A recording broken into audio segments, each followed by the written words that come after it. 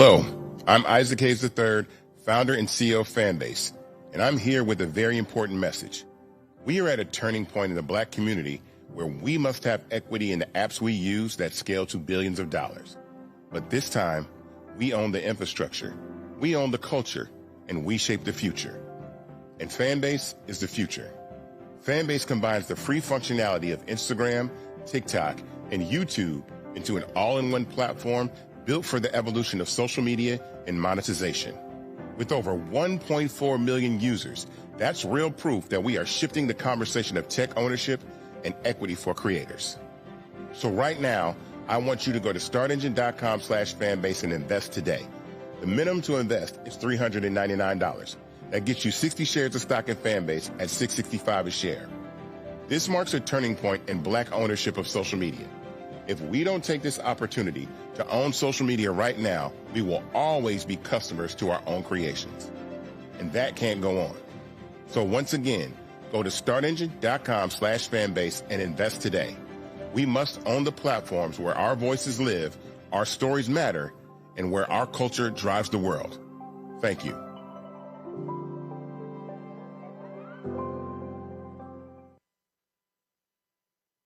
Folks, Black Star Network is here.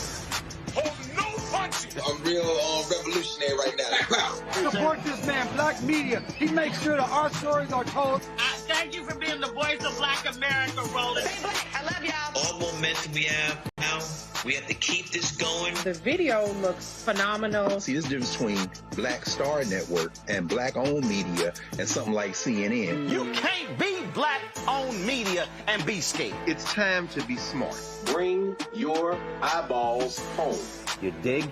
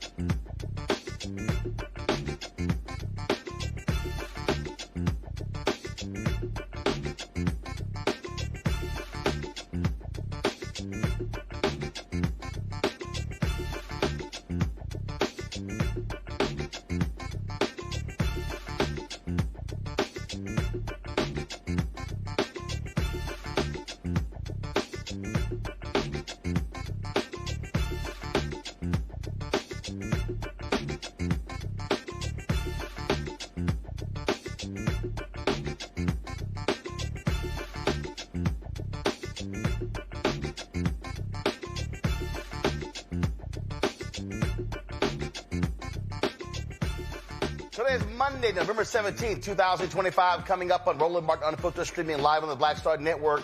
Well, the 100 people get caught in North Carolina's Charlotte Web ICE operation. The sheriff there, Garry McFadden, will join us to talk about these aggressive raids sweeping throughout his county. Catholic bishops join Pope Leo's criticism of Donald Trump's indiscriminate ICE raids. It's interesting how MAGA now is mad at the Catholics, but they love the Catholics and their position on abortion. A black Texas mother says medical staff ignored her so long that she ended up giving birth in a hospital waiting room. It's all on video. We'll be joined by civil rights attorney Lee Merritt. Philadelphia is stopping the use of some diversity targets in city contracts as national DEI backlash continues. Pharrell Williams makes some comments about his dislike for politics, saying it's a magic trick, but when your relative was killed, didn't you want politics involved in that? Got it. Donald Trump, all of a sudden, Donald Trump is embracing white nationalists and racist and anti-Semite Nick Fuentes, and it's causing massive problems on the right. The Heritage Foundation is in disarray as more resignations result from that. Also, I got a couple of things to say about some arrogant Democrats running for re-election who, in one case, they rigged the game for the chief of staff to run, and in the other, a really arrogant statement from Congressman Steve Cohen of Memphis. I'll explain. It's time to bring the funk on Roland Martin Unfiltered, the Black Star Network. Let's go. He's got it. Whatever the miss, he's on it. Whatever it is, he's got the scoop, the fact, the find. And when it breaks, he's right on time and it's rolling. Best believe he's knowing. Putting it down from sports to news to politics. With entertainment just for kicks, he's rolling. It's on go, y'all. It's Roland Martin, yeah.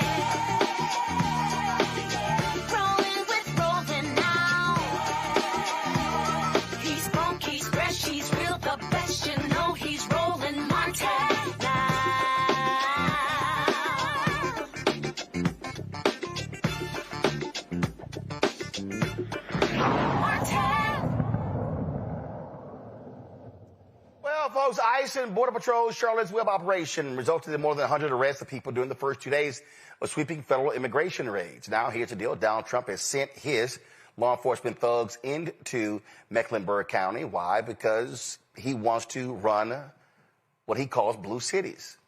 Some of those detained claim they are here legally. Having federal agents conduct raids not only disrupted the lives of those taken into custody, but also affected the lives and businesses of people across the city. Local officials made it clear the Charlotte Mecklenburg Police and the mayor's office do not support these tactics and were not involved. Governor Josh Stein dropped this video with regards to what is happening in his state.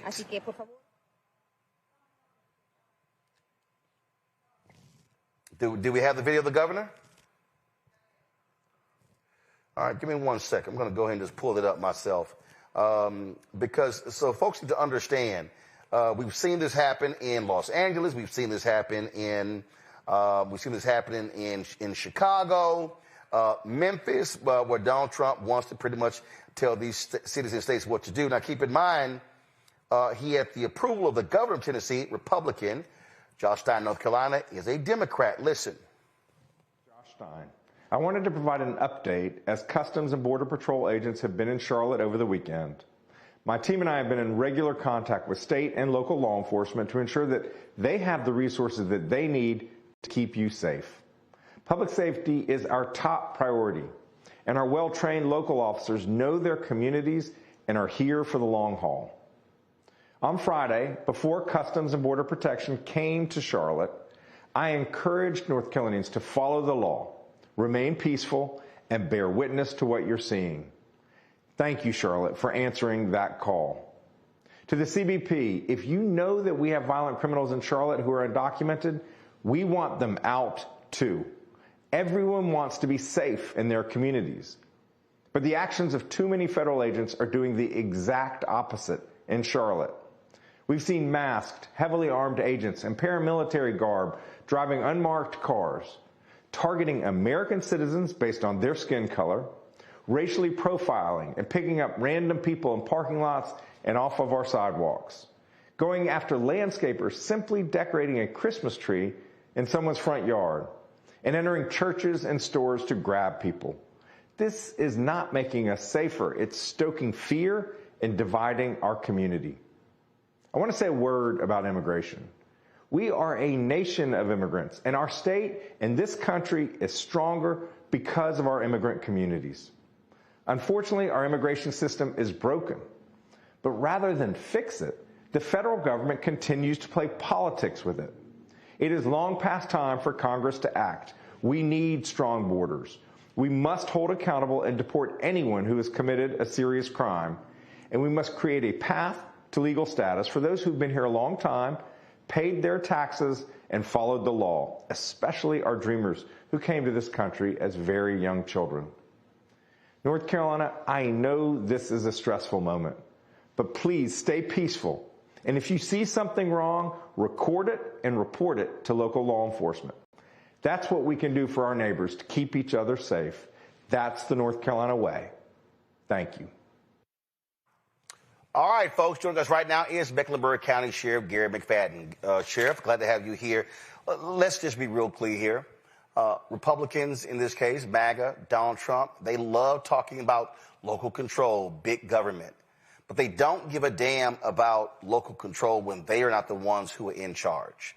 And this is a direct assault on you were elected by the people of the county.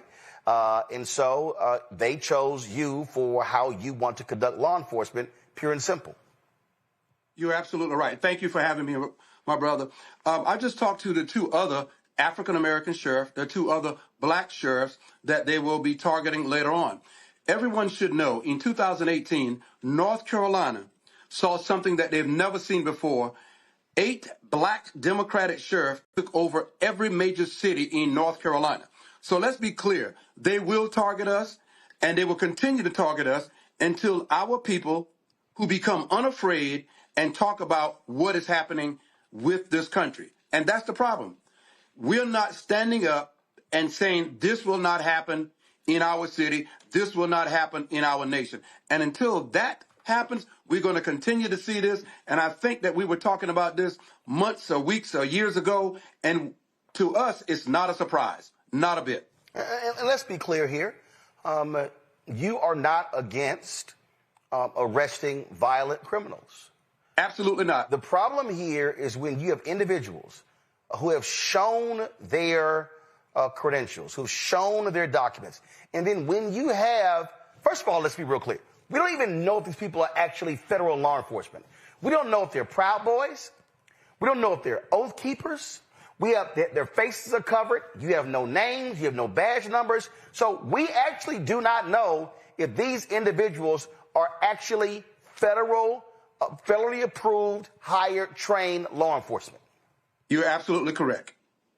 And that's the problem. But nobody, when I say it, I say, well, come and have a conversation with me. Let me know that you're in my city, my county. Show me your credentials, and then you can move forward. But we have to understand this. Immigration under what they're doing now is civil. It's not criminal. It's civil. But they use what I call the word salad to confuse you. So what they're doing now is simply questioning people on the street, and they're nervous because once you start circling these individuals, they get nervous. They pull out their ID, and it makes it Honduras. And at that point, they're going to say, are you an American citizen? With slight intimidation, then they take them in detention or custody, but it is not under the criminal guidelines of immigration. It is under the civil lines of immigration. Well, we've seen in New York and Los Angeles, them in the hallways, snatching people, dragging them away, threatening family members, knocking them to the ground, being extremely aggressive because Donald Trump has said to them, you can be as big of a thug as you want. You can do whatever you want. And don't worry, I got your back. He has given them the right to abuse individuals. You're right. If you see the videos, one example is the video that you have in the red truck. If you see the gentleman in the red truck, that is probably a national video that's going around. That young man in the red truck was already arrested or detained by ICE. And some process, they found out that he was a citizen. And so they allowed him to leave and go about his business. So this video right here. This video right here. First of all, they bust his window out. All right, they bust his window out. Now keep going. Well, let me back up. See, this is his second confrontation with ICE within a few minutes. So imagine this. You have already been detained or arrested, and ICE finally finds out that you are a legal resident of Mecklenburg County, so you walk back to your red truck. When you get back to your red truck, another group of Custom and Border Patrol confront you, bust out your window, and then drag you out. But think about this. That person was never arrested for anything. Now, who pays for his window? Right. In fact, I saw this one story where a business owner had a bakery. He shut it down and now is carrying around his U.S. passport because they are stopping people on the street. Do you speak English? Do you speak Spanish? I mean, what is happening right now, and there's some people who are watching, there's some black people who are watching, who are virally anti-immigrant. And what they're saying is, well, guess what? We don't know, throw those folks out. But they are stopping U.S. citizens. They are demanding your papers. What they are doing in Charlotte and Chicago, we saw it in L.A., with the approval of this arrogant white right Supreme Court, they are doing the exact same thing that the racists in South Africa did during apartheid by forcing black South Africans to carry their papers around, and they could demand their papers. Not just cops, but anybody white in South Africa could demand their papers to see, are you here? And not only these ICE folks who we don't know law enforcement, you got regular, ordinary folks, white folks walking around saying, show me your papers. And you don't show them to me, I'm calling ICE on you. Well, I don't think you have to go back to South Africa. It hasn't been that long that we were walking in America, and if you were on a dirt road, back in what we call the Jim Crow or back further, you had to have your papers. And the bakery is a prime example. And the reason that they target that bakery is because that is my first stop after being elected at Matoldo's Bakery. No, so we're not hiding these things. We know why we're being targeted, and we know why certain people are being targeted. But until we stop being afraid and speak out, it is going to continue. I saw the police chief of Broadview, Illinois. Same thing, black man. They were so arrogant, they, just as you said, they wouldn't even talk to him. They wouldn't even consult with him. Then they said they were overtaxing local police by demanding that they do certain things. And so there was a video of a Department of Homeland Security ICE Barbie, Christy Nome, going to a Broadview city building to use the restroom. They said, no, you're not coming in. And they had an attitude about it. Well, I was with them. If you're so arrogant that you can't even come talk to local law enforcement, and we know how this works. The way it's supposed to work is, it's called law enforcement respect. That is, if you're the feds, when you come into a county, talk to the sheriff. When you come into a city, you talk to the police chief. If you go into a building, you say, who's the head of security? And you have a cordial conversation. No, because of the twice impeached, criminally convicted con man in chief Donald Trump, ICE, the whole deal is they say, screw you, Sheriff McFadden. Screw you, chief of police. Screw all of you. We can do whatever we want, when we want it, and y'all should shut up and stand down and back up because we don't care what you think. That is literally their attitude. That is the attitude. We had a better relation. Let me divide the two. ICE sat down with me on October 17th, and so we have a better communication. The simple thing I said was to have Border Patrol come and talk to me also to say that we're here. Because here's what's going to happen, and I'm hoping it didn't happen so far. Somebody's going to get in a confrontation, and my deputies may arrive on the scene, and we're going to have that same analogy. I asked him to show me his hands, and he didn't. Imagine if one of my deputies shoot and kills one of these people, and they just so happen to be a federal agent. We don't know that.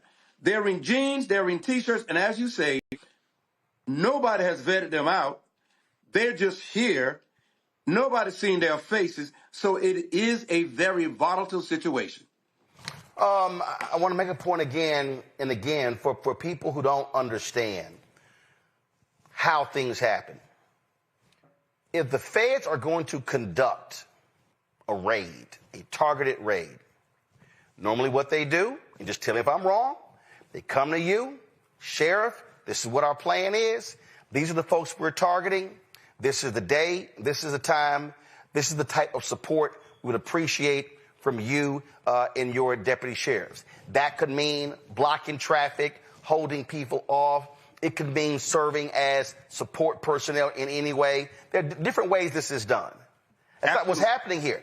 They are literally roaming the streets of Charlotte, stopping at any given point, no plan of action, nothing, and it's kind of like, oh, they look Mexican, they look Venezuelan, we're going to walk up to them and accost them.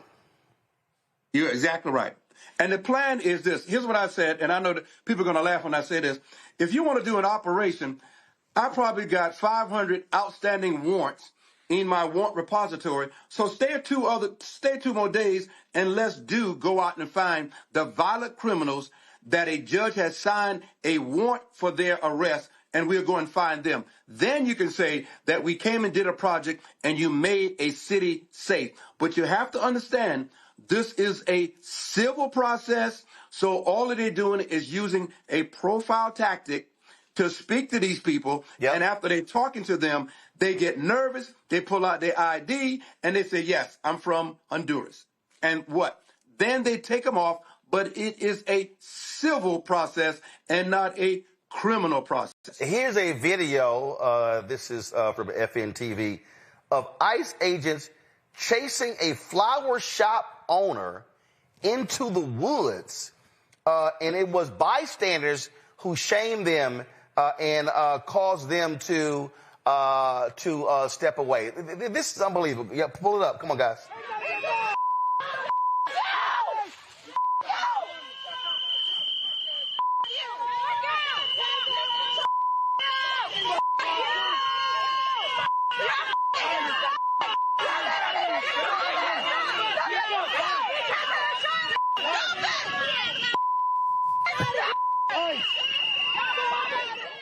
Again, they sit here and chase this guy into the woods. There was another, I think it was on MSNBC.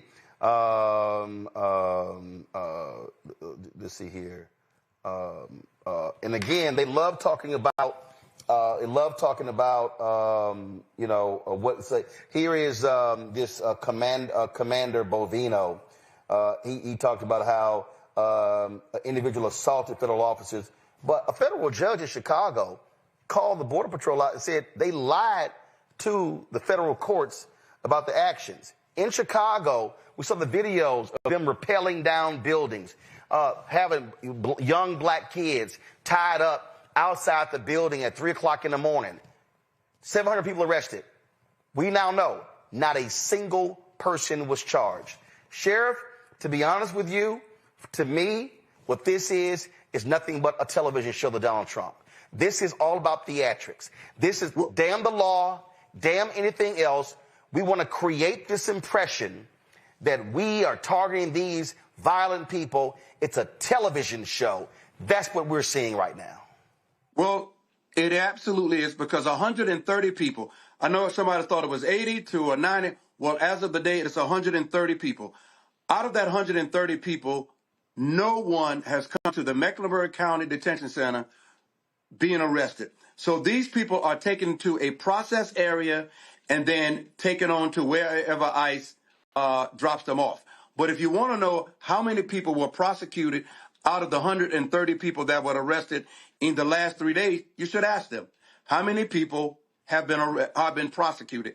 This is a civil process that is going to continue. So it's a numbers game. Unbelievable.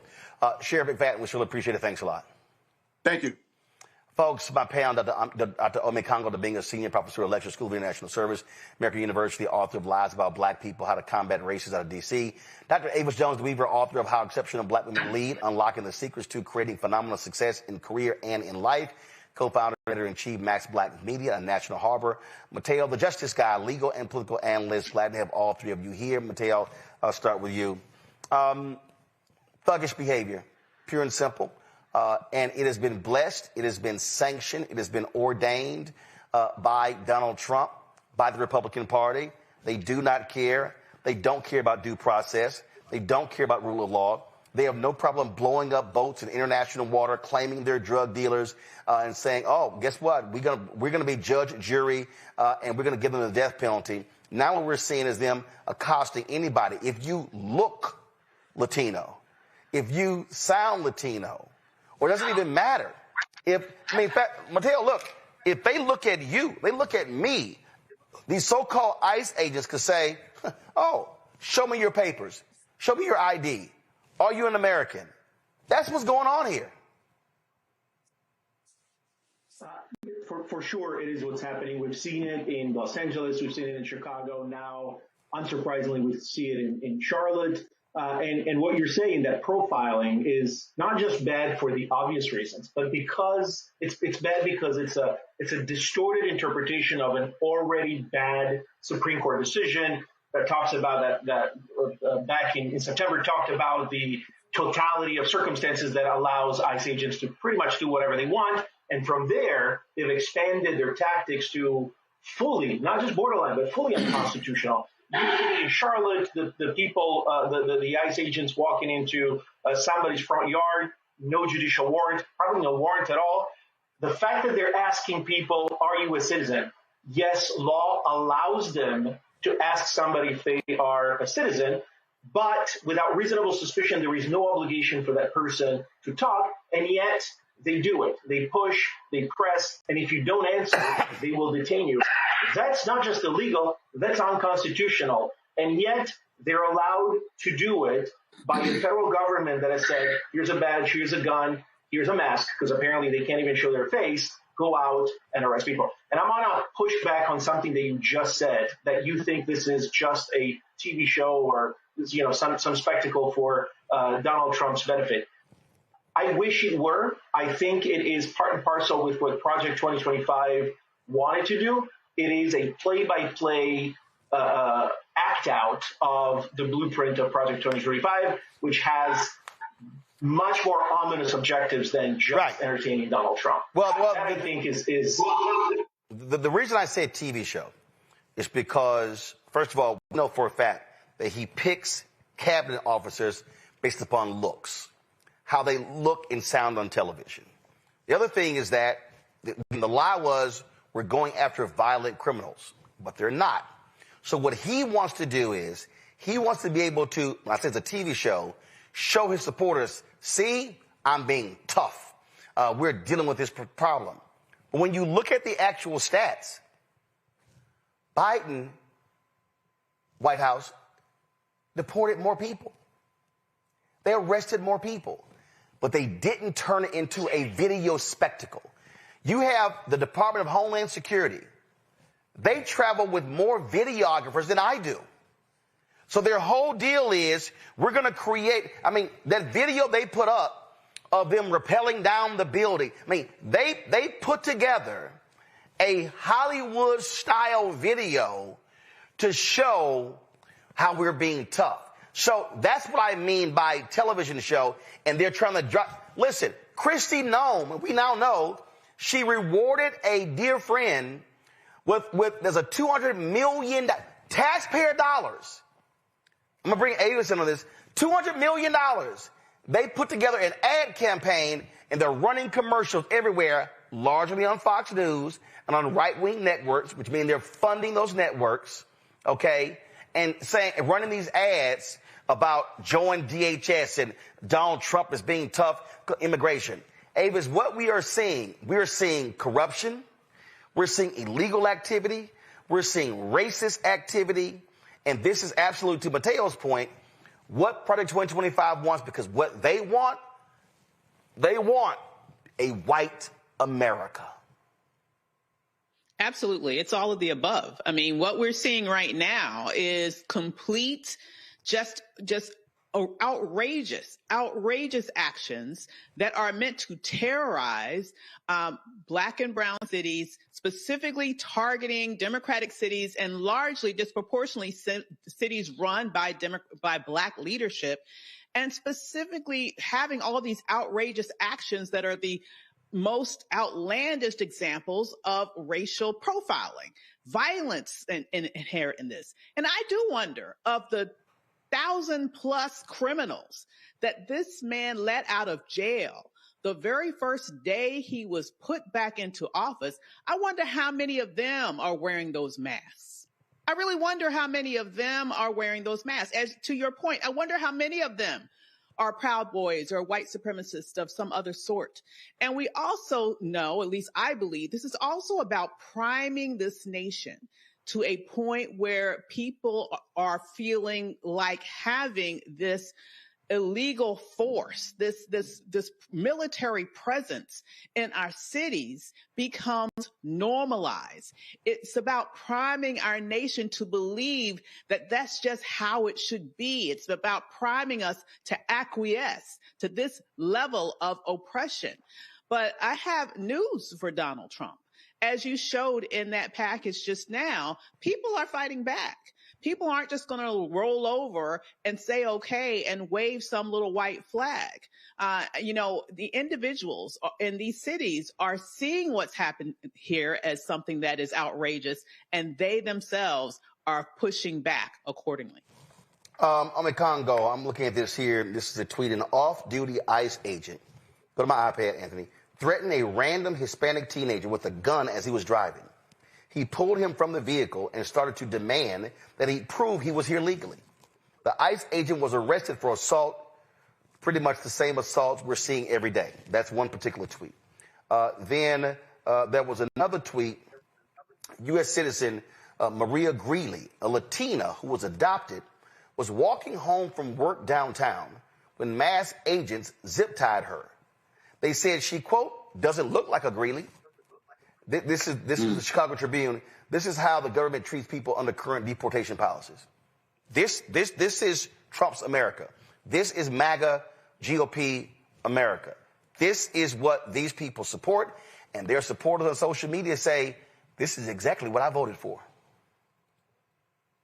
Oh, absolutely. And then, of course, you have Supreme Court Justice Brett Kavanaugh saying that, yeah, people just walk up to you if they ask and you just say that you're American, they'll let you go. That's why people are calling these things, Kavanaugh stops. And I want to add to something that was said by you earlier as well, and by Avis as well, that about not knowing who these people are. Well, NBC reported way back in August that many of these guys did not pass the criminal background checks. Many of them have failed drug tests. And many of them couldn't pass the physical fitness test. And many of these people were still hired. So the fact that these guys could be Proud Boys or Oath Keepers, that's not something that's a pie in the sky belief, because we don't know who these people are, but they're not passing the exams. Now, going to this point of you don't look like a Greeley, the fact of the matter is we had a situation in Massachusetts where a white person who wasn't even an American called ICE on Latinos who are working at a car shop or at a car wash and got them arrested. So you're absolutely right. This idea, this mindset that they can just weaponize skin color in any way, shape, or form, they're all buying into it. It's not just ICE. It's not just Border Patrol. It's not this Trump citizen. People in this country who aren't even citizens are feeling deputized. And let's add one more other point to the fact. When you throw Border Patrol in here, Border Patrol is supposed to operate like 100 miles or less from the border. This is Charlotte. Ain't no border that they could talk about. And so when the guy from MS Now contacted them about it, they said, well, there's an airport there. And they're using that as and if that's going to be the case, that means they can go into any city that they want. So the hustle is real, the racism is real, but like Ava said, the fight is real, and we got to keep reporting it, keep speaking up, and keep fighting back. And I think it's just cowardly that they're also just going to Charlotte because Chicago's too cold for them right now. Mateo, we have a phrase here we use, hashtag we tried to tell you. And it's a bunch of Latinos in America who need to be listening to that. CNN talked about Trump's approval ratings being down. He's negative 30 points with Latinos. And I'm sitting here going, matter of fact, I think MSNBC did an interview with one guy, I saw it earlier, who voted for Trump, and now he's angry and upset because he's being accosted because he's Latino. Mateo, here's my problem. They told everyone this is what they were going to do. And the problem is, a bunch of Latinos in America said, oh no, wait a minute. But they said those people were going to be targeted. And so you've got husbands and wives and children and cousins and others, how they all are being, some people being deported, sent back. Go ahead and pull the graphic up. All these things are happening right here. This is a graphic showing you right here. Latino approval for Trump has dropped 41% to 20%, 21-point decline, the biggest amongst racial ethnic groups. 54% of Latinos focused on the economy and cost of living. 81% rate economic conditions as poor. 75% say Trump's policies worsen the economy. That's going to CNN. Well, Mateo, it's not like Trump didn't say this is what he was going to do. They didn't believe him. Black people did, but they didn't believe him. You know, I think it's incredible that it's not farther down. Right. Trump said after the worst of the worst, and everybody told him that wasn't going to be the case, and Latinos are now suffering the consequences from it. Those that voted for him, those that didn't vote for him, everybody is in the net. But it's the same thing, by the way, that happened to people that were federal workers who said, I'm going to vote for Trump because of this, and then they suffer the consequences, and now, I wasted my vote. So, yes, we can look at Latinos, and we can look at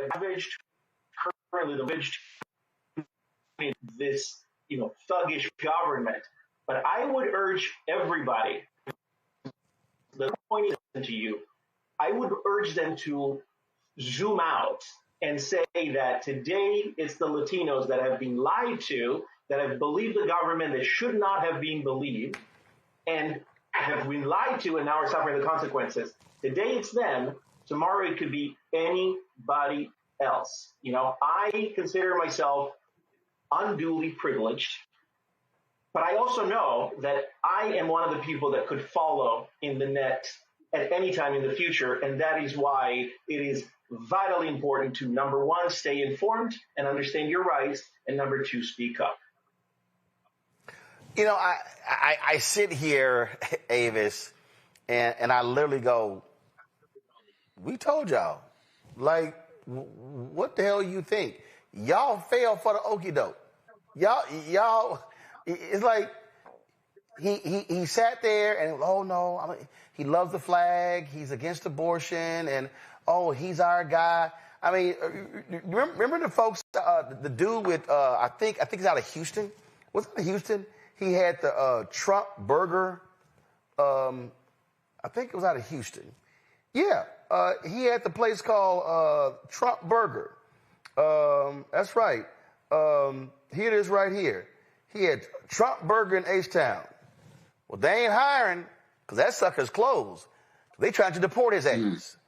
I bet he ain't supporting Trump now. Wow.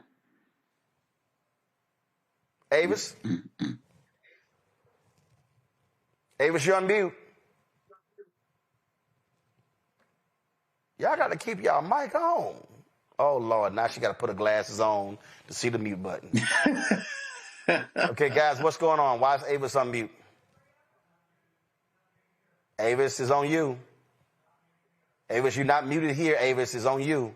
All right, let me go to Ome Congo while Avis figure out her computer. Ome Congo, go ahead. I mean, I bet that Trump burger dude, I bet he reconsidering his support now. Yeah, I would think so. Or shoot, at least I hope so. I've seen some stories where some of these guys are like, yeah, my wife's in detention right now, is about to be deported, but I still believe he's going to come around. I mean, the level of delusion with some of these folks is absolutely ridiculous. And as Mateo was saying, the surprise that it's not lower. When I look at all of these elections, like in New Jersey and some of these other places, like it should be 0%. But I guess it's going to take a little bit longer for some of these folks to figure out. But like Mateo was saying, like they can indeed come for all of us. And they are. I mean, there are black people who are in these lockups. There are black people who are being, deported as well. African Americans who've been detained, not just like, Jamaicans and Haitians or people who, expect, to be deported and locked up. This is why I'm so happy to see all of the people who are stepping up. Because I'll be honest, Roland, like I was really nervous about what the response from much of America would actually be to what Trump was planning. And to see the way that people have been stepping up, you mentioned the clergy, which we'll get into later, it's really powerful and it's necessary. Because if folks don't do that, him and Stephen Miller and the like, they're just going to feel like they can completely continue to roll over people. And so there's strength in numbers, there's power in numbers, there's power in knowing your rights, and there's power also in being informed. And that's why also what we're doing tonight is important, because people need to see that what's happening, but also understand what to do about it. And we can't say enough, just like the sheriff mentioned who we had earlier, that so many of these people are not being charged with anything. Yep. And that needs to be called out as well. There needs to be a lot more lawsuits to come just from that alone. Well, it's quite interesting. Before I go to Avis, I remember these folks right here. Well, let me find the best one, because, man, let's see here. Where is it? Because they were singing and dancing. Oh, y'all remember this here? The Cubans for Trump. Turn it up. Oh. Hold on one second.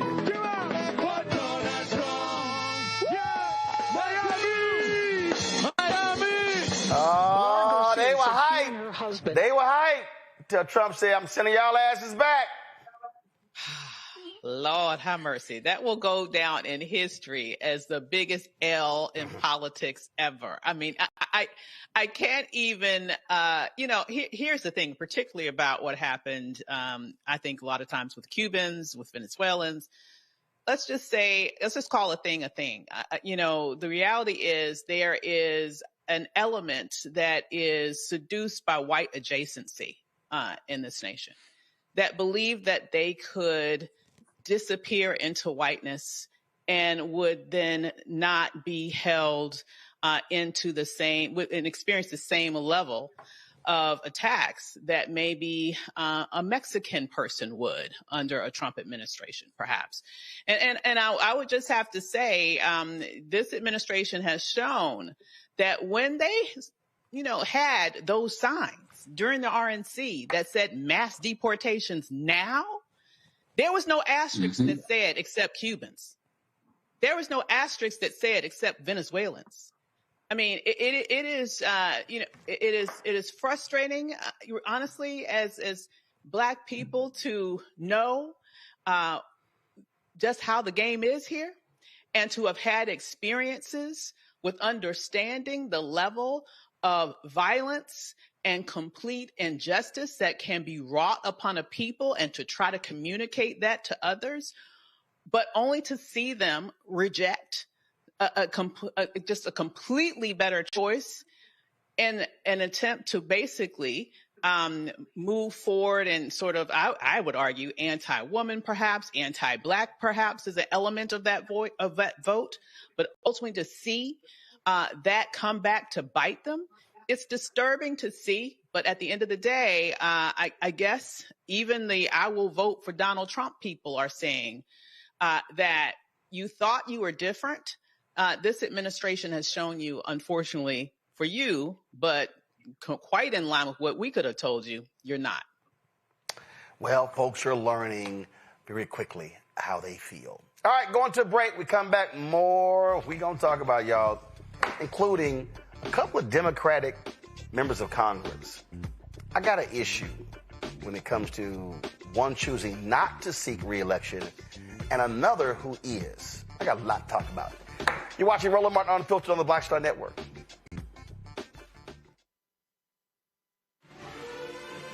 Violent white supremacy is, quote, the most persistent and lethal threat in the homeland. The greatest terrorist threat to the homeland is the homegrown violent stream, including hate crime committed on behalf of some kind of white supremacist ideology. They are coming after everything in Black America. MAGA and Donald Trump are specifically targeting Black America. They are going after the money.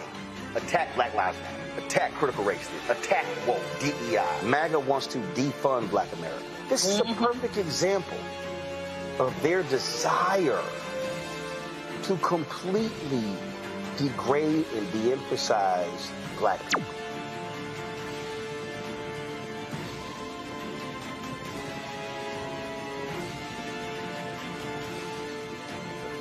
Hey, I'm Tasha Cobbs, and you are watching Roland Martin Unfiltered. But I need a little filter. I need something. Blow me out. Make me look 35.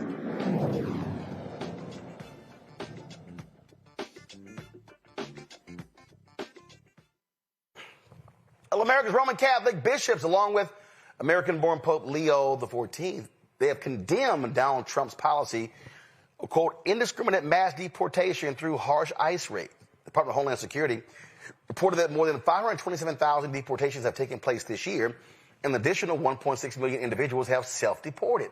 Since Trump took office for a second time in January, the population of ICE detainees has increased by nearly 70%. Pope Leo expressed doubts that God condones the inhumane, violent treatment of this administration. Listen. The role of the church is to preach the gospel. And just a couple of days ago, we heard Matthew's Gospel, chapter 25, which says, Jesus says very clearly, at the end of the world, we're going to be asked, how did you receive the foreigner? Did you receive him and welcome him or not? And I think that there's a deep reflection that needs to be made in terms of what's happening. Many people who have lived for years and years and years, never causing problems, have been deeply affected by what's going on right now. America's Roman Catholic bishops dropped this video with a special message on immigration. As pastors, we, the bishops of the United States, are bound to our people by ties of communion and compassion in our Lord Jesus Christ. And we are disturbed when we see among our people a climate of fear and anxiety around questions of profiling and immigration enforcement. We are saddened by the state of contemporary debate and the vilification of immigrants. We are concerned about the conditions in detention centers and the lack of access to pastoral care. We lament that some immigrants in the United States have arbitrarily lost their legal status. We are troubled by threats against the sanctity of houses of worship and the special nature of hospitals and schools. We are grieved when we meet parents who fear being detained when taking their children to school, or when we try to console family members who have already been separated from their loved ones. Despite obstacles and prejudices, generations of immigrants have made enormous contributions to the well-being of our nation. We as Catholic bishops love our country and pray for its peace and prosperity. For this very reason, we feel compelled now in this environment to raise our voices in defense of God-given human dignity. Catholic teaching exhorts nations to recognize the fundamental dignity of all persons, including immigrants. We bishops advocate for a meaningful reform of our nation's immigration laws and procedures. Human dignity and national security are not in conflict. Both are possible if people of good will work together. We recognize that nations have a responsibility to regulate their borders and establish a just and orderly immigration system for the sake of the common good. Without such processes, immigrants face the risk of trafficking and other forms of exploitation. Safe and legal pathways serve as an antidote to such risks. The Church's teaching rests on the foundational concern for the human person as created in the image and likeness of God. As pastors, we look to the sacred scripture and the example of the Lord himself, where we find the wisdom of God's compassion. The priority of the Lord, as the prophet reminds us, is for those who are most vulnerable, the widow, the orphan, the poor, and the stranger. In the Lord Jesus, we see the one who became poor for our sake. We see the Good Samaritan who lifts us from the dust. And we see the one who is found in the least of these. The Church's concern for neighbor and our concern here for immigrants is a response to the Lord's command to love as he has loved us.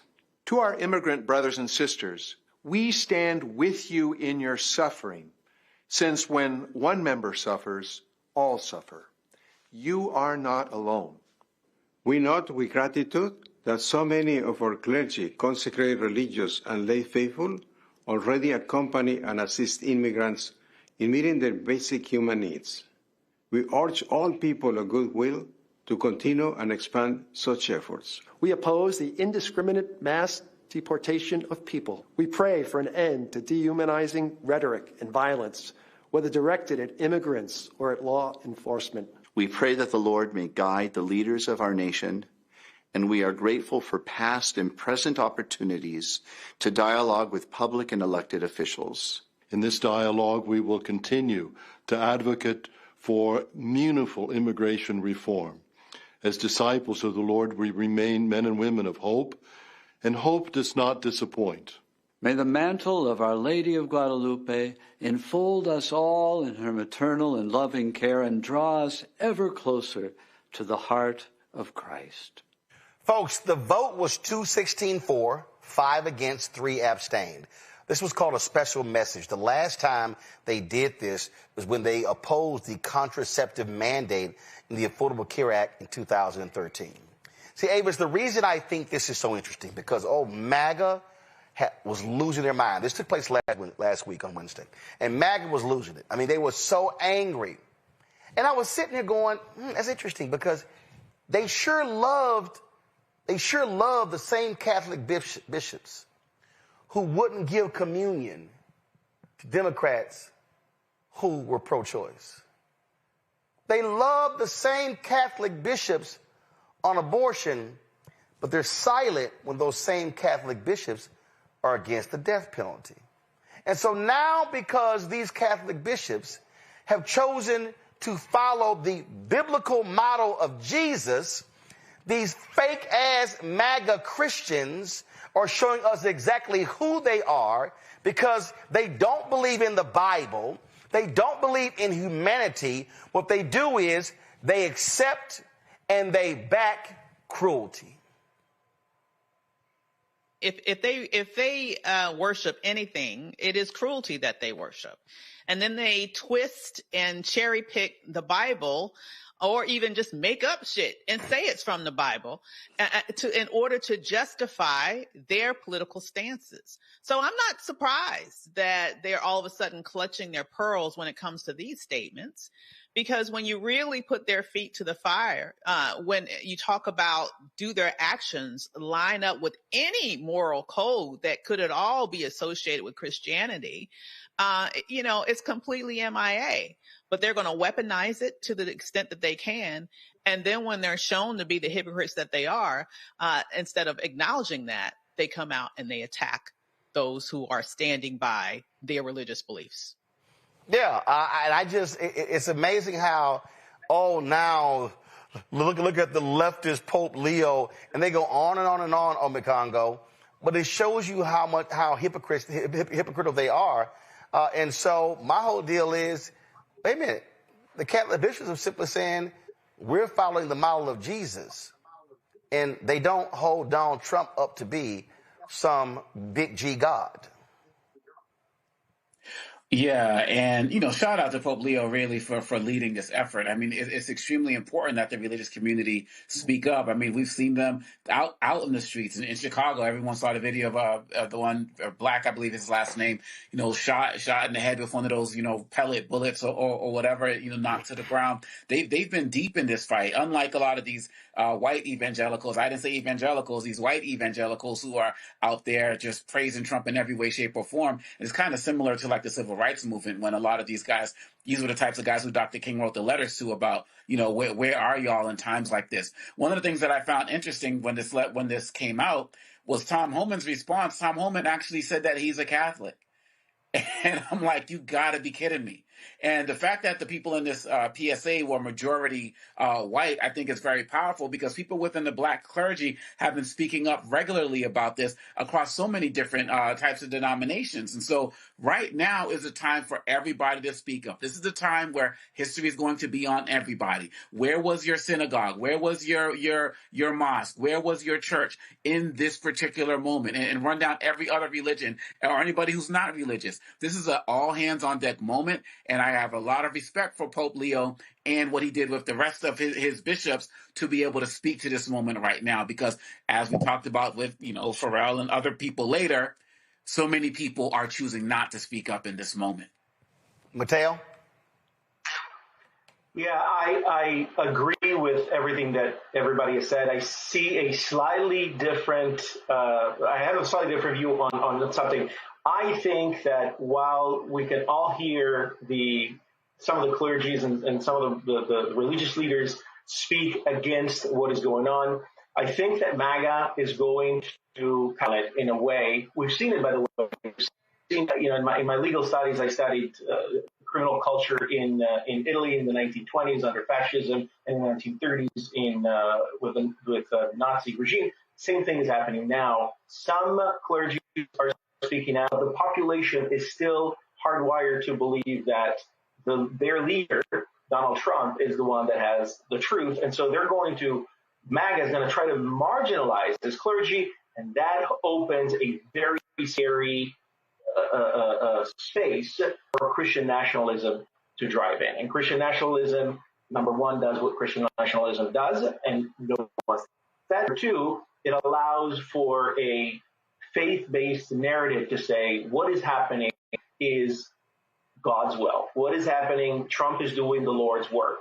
And there are hundreds of thousands, maybe millions of people that will listen to that and say, okay, well, that fits my narrative.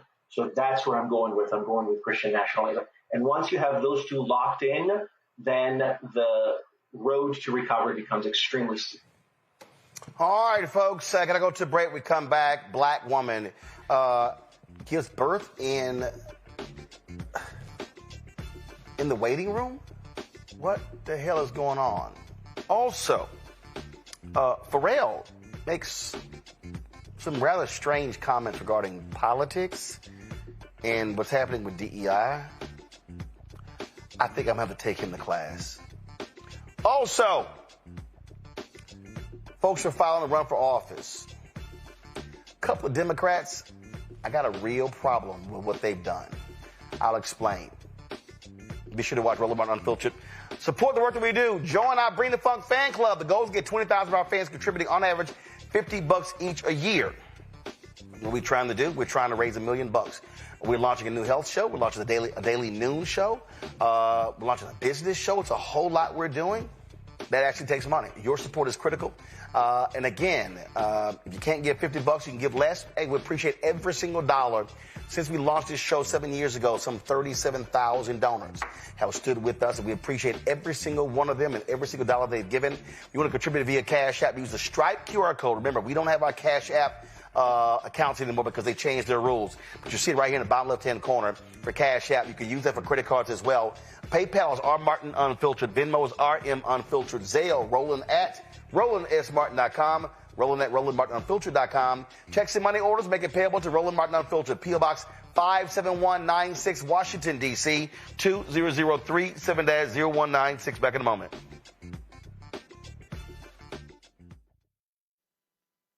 Next on the Black Table with me, Greg Carr.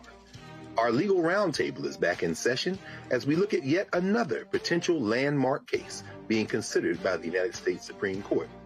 This one is called 303 Creative versus Alennis, and may be the most important and far-reaching First Amendment, that is freedom of speech, case of our time. It could, depending on how the court rules, open the door for a return of Jim Crow segregation laws. It's true. If you say we can discriminate against one, you're saying we can discriminate against all. That's on the next Black Table. Don't miss it. Right here on the Black Star Network. This week on A Balanced Life with Dr. Jackie, are you looking for clarity on your believer's journey? Are you finding it difficult to really find your lane and stay in your place? Do you think that you have what it takes to build a sense of community even in these difficult times, knowing that God has got your back? Well, this week on A Balanced Life with Dr. Jackie, we're talking about just those things. I have the courage to walk through this tough season because they're going to come. You need the friends that have a belief system like yours. A believer's journey this week on A Balanced Life with Dr. Jackie on Black Star Network.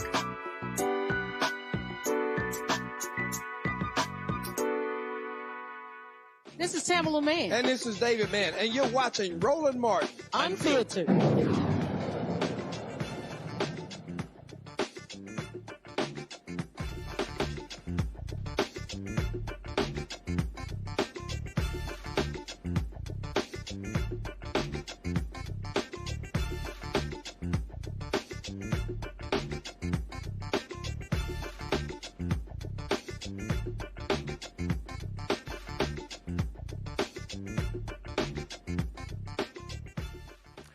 All right, folks, we're approaching that time of the year where candidates decide that they want to run for re-election or not run.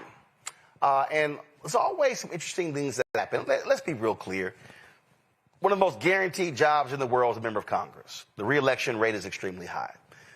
So very few people actually will challenge an incumbent because hard to raise money, hard to run against them, and to defeat them. So a couple of things happened. So in Chicago, Chuy Garcia, longtime member of Congress, decided that first of all, he filed, then decided, yeah, I'm not going to run. But he decided very late on the Monday, the day of the deadline, and then right before the deadline, his chief of staff slid her name in as the only Democrat nominee. Interesting. So a Democrat from Washington State, not happy at all, Marie Gluesenkamp Perez, she says, this is BS, it's anti-democratic. So she wants the Democrats to vote on a symbolic resolution expressing disapproval of what she calls a scheme. Here is Democratic leader Hakeem Jeffries speaking about that resolution. Thank you. Congresswoman Marie Gluesenkamp Perez has moved to formally disapprove of Congressman Jesus Chuy Garcia for his kind of maneuvering with his reelection bid. I'm curious, what's your stance on that, and whether you're telling Democrats to vote against formally reprimanding him?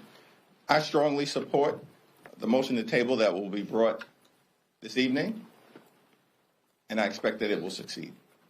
Leader Jeffries. Thanks. Third row. Do you think that the manner in which Congressman Garcia retired abruptly for only his chief of staff to take his place. Do you think that was wrong? Here's what I think. The American people are focused on the high cost of living in the United States of America. That's what they're focused on. The affordability crisis, that's what the results were all about during the first Tuesday of this month, when Republicans were select throughout the country. Because they have failed on the economy, and Democrats actually have a vision all over the country to drive down the high cost of living and deal with the affordability crisis that exists in the United States of America. As House Democrats, that's what we're going to continue to focus on. I do not support this so-called resolution of disapproval, and I strongly support Congressman Chuy Garcia. He's been a progressive champion in disenfranchised communities for decades, including during his time in Congress, and he's made life better for the American people. All right, I understand that. And you have Democratic leader supporting him. And here was a statement that Garcia put out. Congressman Garcia made a deeply personal decision based on his health, his wife's worsening condition, and his responsibility to the grandchildren he is raising after the death of his daughter. He followed every rule and every filing requirement laid out by the state of Illinois. At a moment like this, he hopes his colleagues, especially those who speak out about family values, can show the same compassion and respect that any family would want during a health crisis. Congressman Garcia remains committed to finishing his term with dignity and continuing his lifelong fight for working families. Okay, I get that. I get it. But let's be real clear. That ain't what's going on here. Garcia's office, they're submitting these talking points right here. Congressman Garcia filed to run for re-election. He wanted to continue to fight for his district in a House majority. In the days before the filing deadline, his cardiologist warned of increased health risk. His wife's multiple sclerosis was progressing, and he finalized the adoption of his grandson in the same week. Congressman Garcia wanted to put his family first, a decision that any parent or grandparent would understand. The context, Congressman Garcia followed all requirements and deadlines under Illinois law.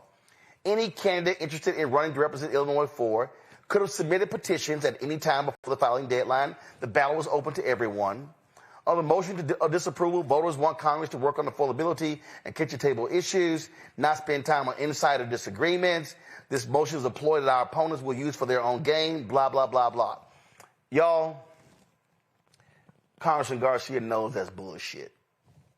See, I'm going to call bullshit when I see bullshit. I don't care whether it's Democrat or Republican. This is a Huffington Post story right here. And give me 1 second.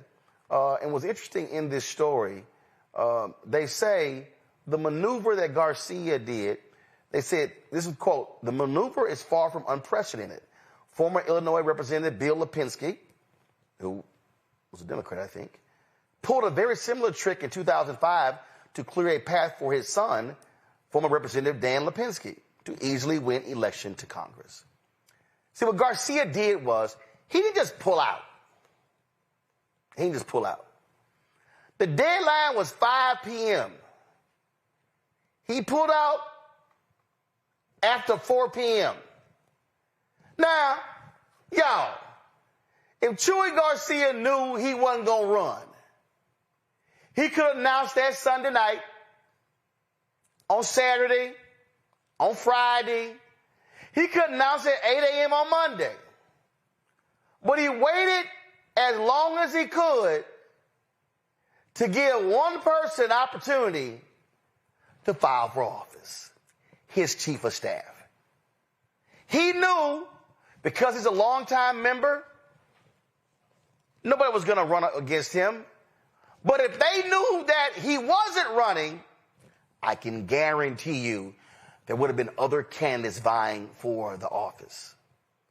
So I'm not saying his cardiologist didn't tell him their health risk. I guarantee you his cardiologist didn't say that at the last second. His wife's multiple sclerosis didn't, I don't believe, all of a sudden get worse. Finalize the adoption of the grandchild meant that process was happening weeks or months before. So that's one. So I call BS on that. And I understand her resolution because, frankly, that's how you screw other people. Because I need people to understand these seats are not owned by any individual or party. They are the seats of the people. And I've long said that nobody has a right to say, how dare you run against me? Because your job is to make the case to the people every 2 years, if you are a member of the U.S. House, why you should get reelected.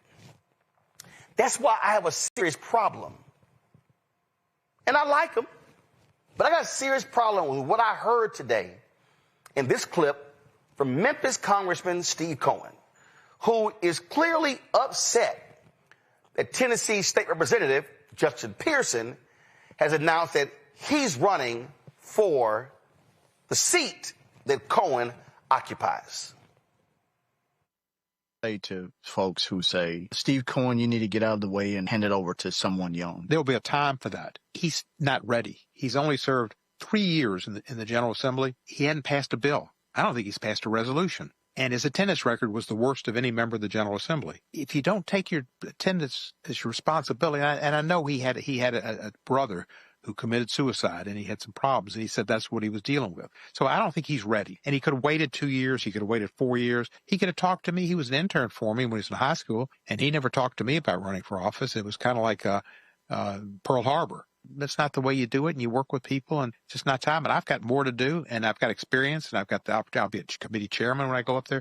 The lowest thing in the world is a freshman in the minority party. Regardless of how much national attention you have? Right, yeah. Exactly. So why would you trade in a 20-year veteran who's got the choice of chairman of the or ranking member, whichever it becomes with a majority or minority party, of the aviation subcommittee or committee, a spot on judiciary, and intelligence committee for a freshman who will get what's left over. Some people have come to me and said they have a problem and their friends have a problem. They don't want to be against me and they don't want to be against my opponent. And I think, well, the problem was caused by my opponent by running. He should have waited a couple of years. So it's not my problem. Some people have said, oh, you need to mentor him. I don't think he's mentorable, to be honest. And a lot of older people, particularly African-American women, support me and want me to retire when I want to retire, not because some people want some new guy who's going to have his time. He will get in office at some point or another, but it's not going to be in 2026.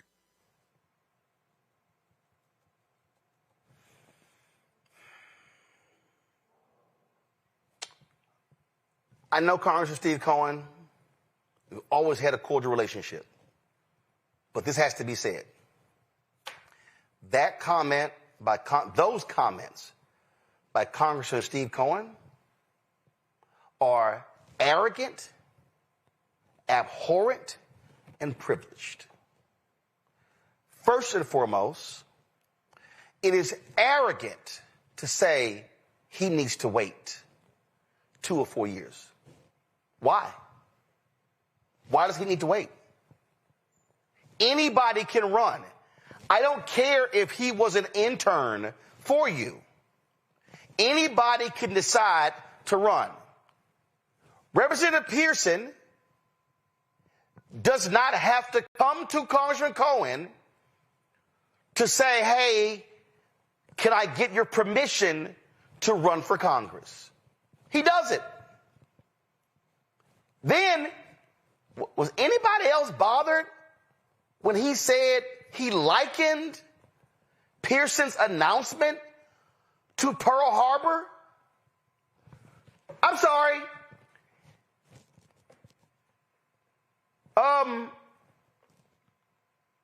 The Japanese bombed Pearl Harbor.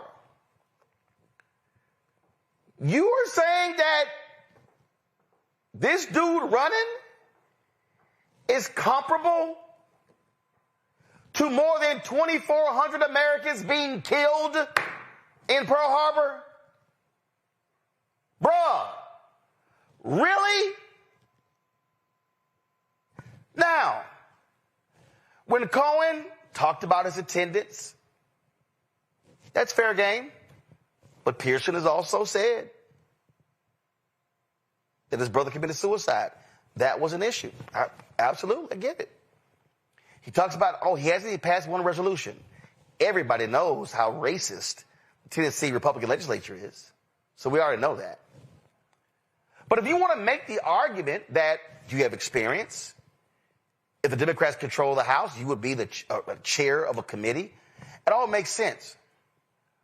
But I believe it is completely arrogant and dismissive and privileged for any member of Congress to have the audacity to say they need to wait.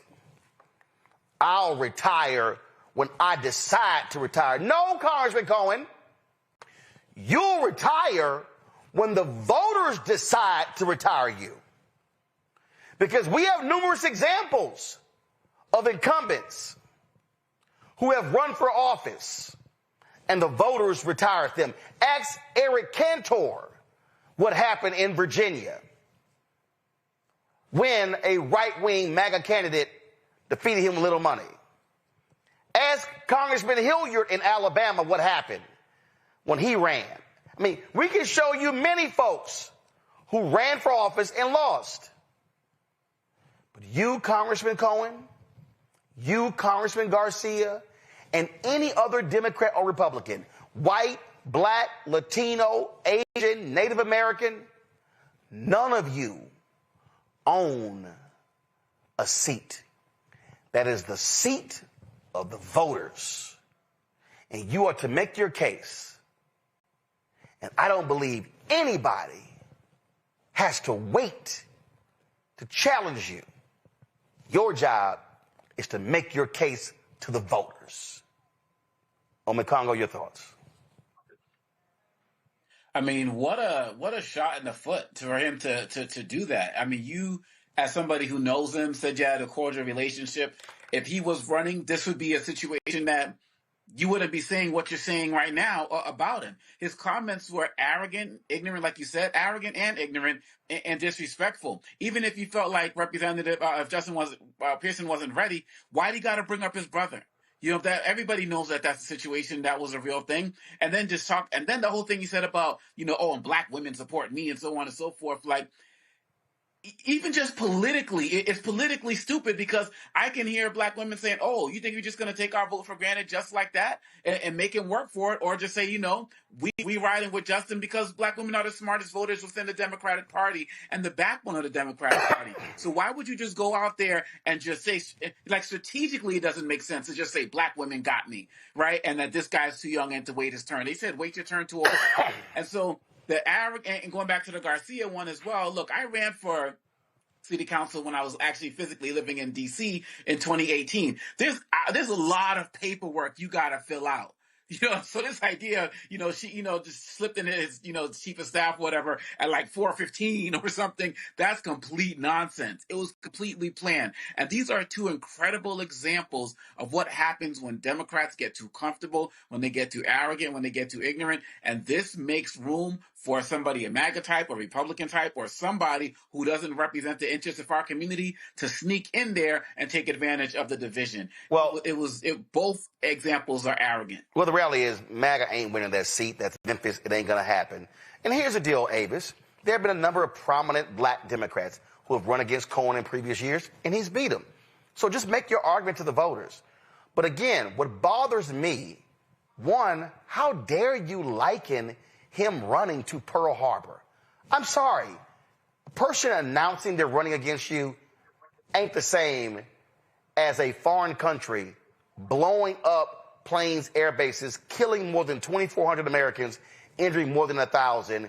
One of the most catastrophic things that's ever happened to the United States. So that's bullshit. But number two, a whole bunch of older black women made it clear that I can retire when I want to retire. Again, that's arrogance and privilege. You don't own that seat. You don't control it. And then he said, he'll be able to run for it later. But in the same interview, he made clear who he wants to take the seat when he decides that he wants to retire, or if he gets voted out. Roll the clip.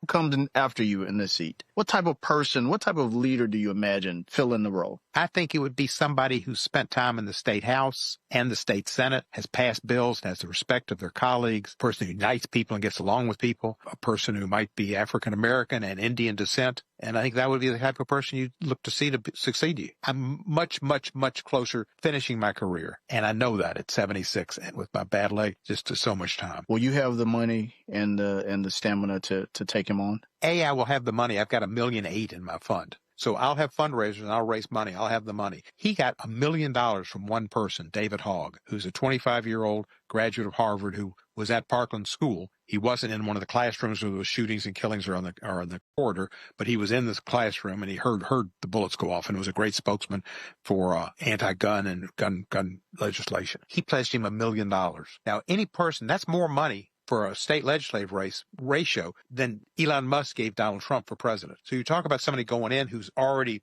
encumbered to somebody who gave him $1 million and to the Justice Democrats who's supporting him and basically did his press outlet and everything else and they're behind him big time. He's going to have obligations to them too. We've got a congressperson who responds to the district, always has, not to somebody that from Florida that gave me $1 million or to some group that's up in New York that put in the squad and is going to call his number. Oh, okay. So he pretty much Avis is endorsing someone else when he decides that, hey, I'm done in this job. Again, I can't stand any member of Congress, Republican or Democrat, who thinks that they own a seat. That's the people's seat. You know what it shows me? He's scared. He's spooked. He understands that this is not the lock that he wants to try to say it is in that interview, that it's his seat until he decides that he wants to retire. Well, I have news for him. He does not control, first of all, Black women.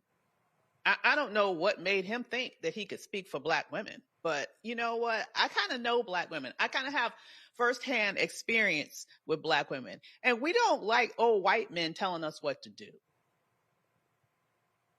Number one. Number two, it's very, very offensive to many people to see a constant refrain of people staying in seats that honestly beyond their welcome.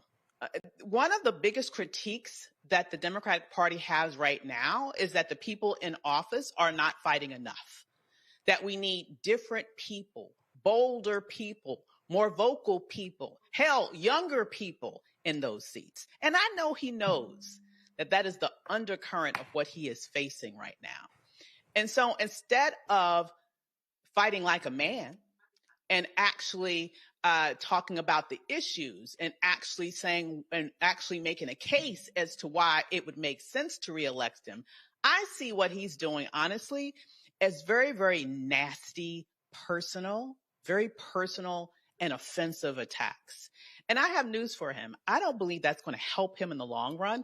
If anything, I think that's going to gain momentum to his opponent. And if anything, I think he might end up being very surprised in terms of what the turnout is going to look like, in terms of how the vote is going to go, and in terms of whether or not this is going to be just another election for him where he can just expect to come back, or if he'll be challenged and overturned by this much, much younger and much, much more vocal candidate. Let's be clear, Mateo.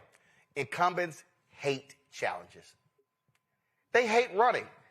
They don't want to have to spend the money. They don't want to have to, oh, damn, now I got to go out here and I got to politic and I got to go knock on doors.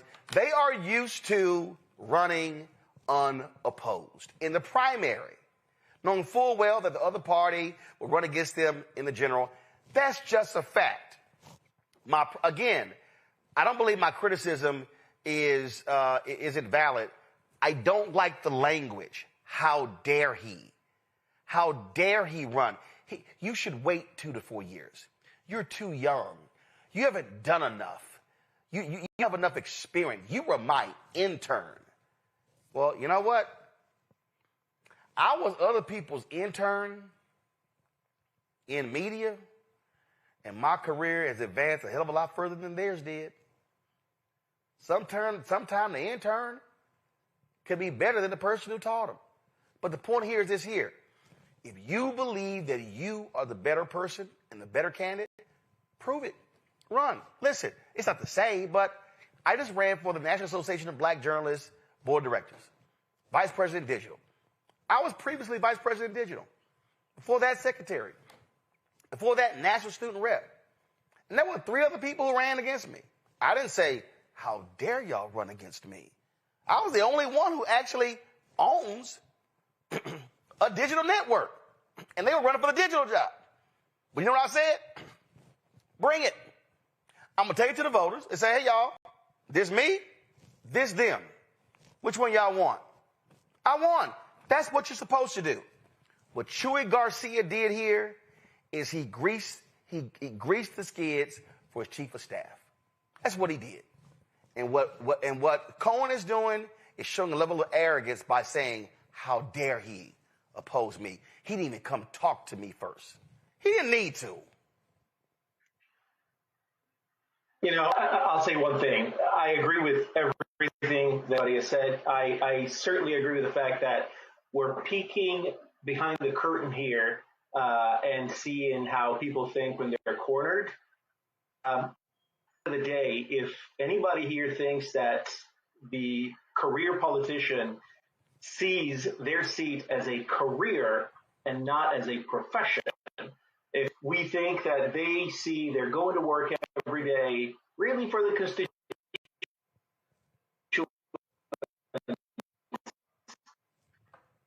Hold on, Mateo. Your signal is dropping in and out. Hold on 1 second, Mateo. Your signal is dropping in and out. So let's go ahead and repeat that last part. Let's see if we got you back. Go ahead. Campaigning. All right, Mateo. Hey, Mateo, your signal is completely choppy, and we left off where you said that it's a profession. It's not. You said something about them a profession. Do we have him back? All right, because I want him to finish his comment. Do we have Mateo back? All right, Mateo, it started chopping up right there, but you made a point about a profession. Now pick it up from there. So if we think that these career politicians are seeing their career as a profession before they see their career, then I have a bridge to sell you. They are spending the vast majority of their time campaigning and a relatively small portion of their time actually serving their constituents. That is their focus, and we have to lower the veil and realize that the majority of lifetime federal lawmakers see their seat as a career. And great point, we need new blood. The Democratic Party certainly needs new blood. All right, Mateo, your signal is choppy again, so let's try to get that fixed. I don't know if you're on Ethernet or Wi-Fi. That could be an issue there, but let's sort of get that fixed. All right, folks, I'm going to go to a break. We come back. We're going to talk about a black woman being forced to give birth in a waiting room because they were not attending to her needs. Yeah, seriously. You're watching Roland Martin Unfiltered on the Black Star Network.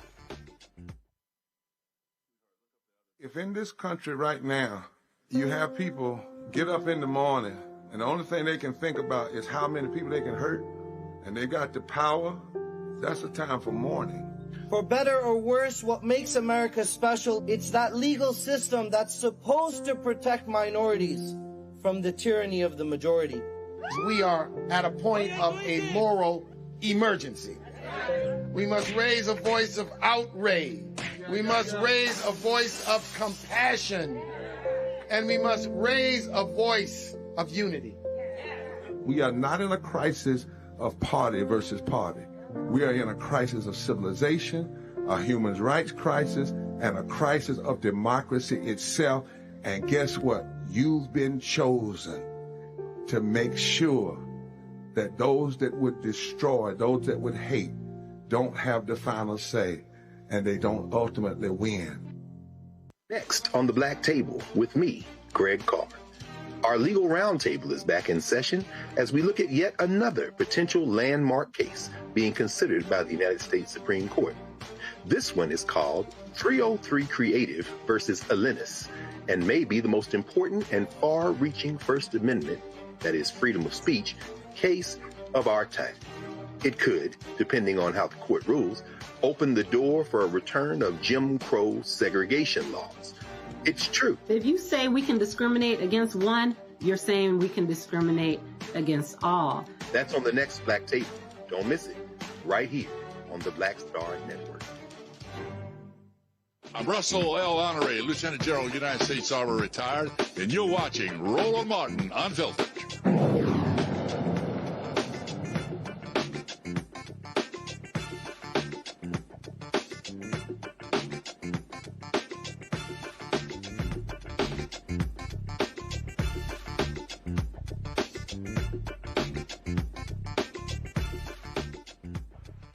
Black women are facing a worsening maternity crisis in 2024. There were 50 maternal deaths per 100,000 live births for black women. That's higher than any other group. It speaks to show this viral video.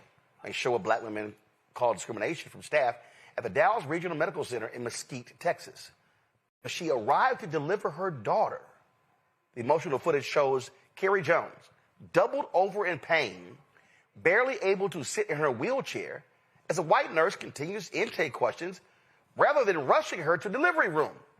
Carrie's mother says the staff kept her daughter waiting more than half an hour, and she gave birth just 12 minutes after finally being admitted. Is your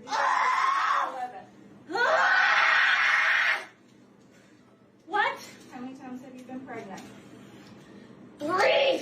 This is your third pregnancy? Yes! You have 2 babies It's at home? in my ass! You have 2 babies at home? Who's your doctor? Lang is her doctor.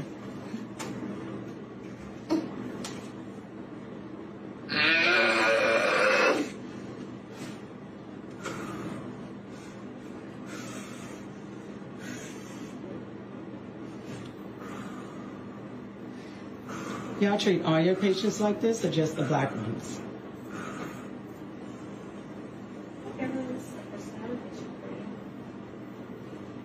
Last name is Jones. She's G3P2. I'm not sure what her due date is. Her due date I is just said it was the 10th. Her due date is 10. She had 3 pregnancies, 2 babies at home.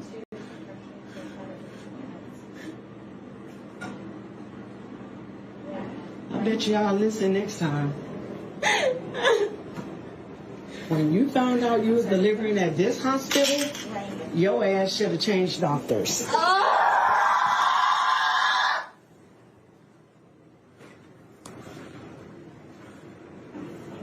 Everybody say how they treat people. Jones and her newborn are undergoing extra medical tests after the trauma and stress they suffered during the delay. Dallas Regional Medical Center says it's reviewing what happened but can't share details due to privacy laws. Wow. Civil rights attorney Lee Merritt joins us right now. Lee, are you involved in this with the family, or what's your role here? No, I'm not directly involved in the case. Like everyone else, I saw this happen in my community where, my kids were born in Dallas hospitals, and I was deeply disturbed. I've shared out about it. We've discovered other instances where things like this have happened, and we're seeing what we can do to protect black women, black mothers in the Dallas County area. This woman is screaming in pain, and the damn nurse is on the phone. All of the data, you could get that data afterwards. In fact, you could say, get this woman into a room. Mom, I need to get information from you. But that was complete, utter indifference. Yeah. And I'm concerned about her behavior, but I'm also concerned about the statements that the hospital itself has made since. We've all seen the video. We know what indifference looks like. We know that there's a black women's mortality crisis that are occurring in places like Texas. And this is the reason why. And so, yeah, we get that everyone gets due process, and this receptionist at the desk, she gets to explain her action. But we want to see direct and decisive response from the medical community that says this kind of thing will not be allowed and the black women are safe in Texas hospitals.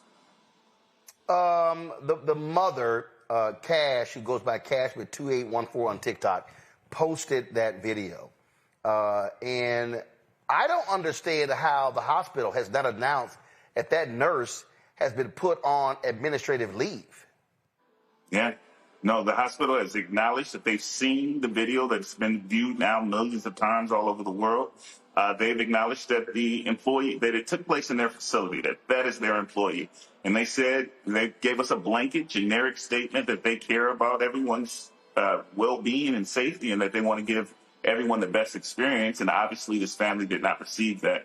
And so if they delay in making an assertive statement, taking an action against this receptionist, then they're going into the ratification area where they're ratifying the behavior of this actor and saying this is the kind of thing that black women should expect from the Dallas Regional Medical Center in Mesquite.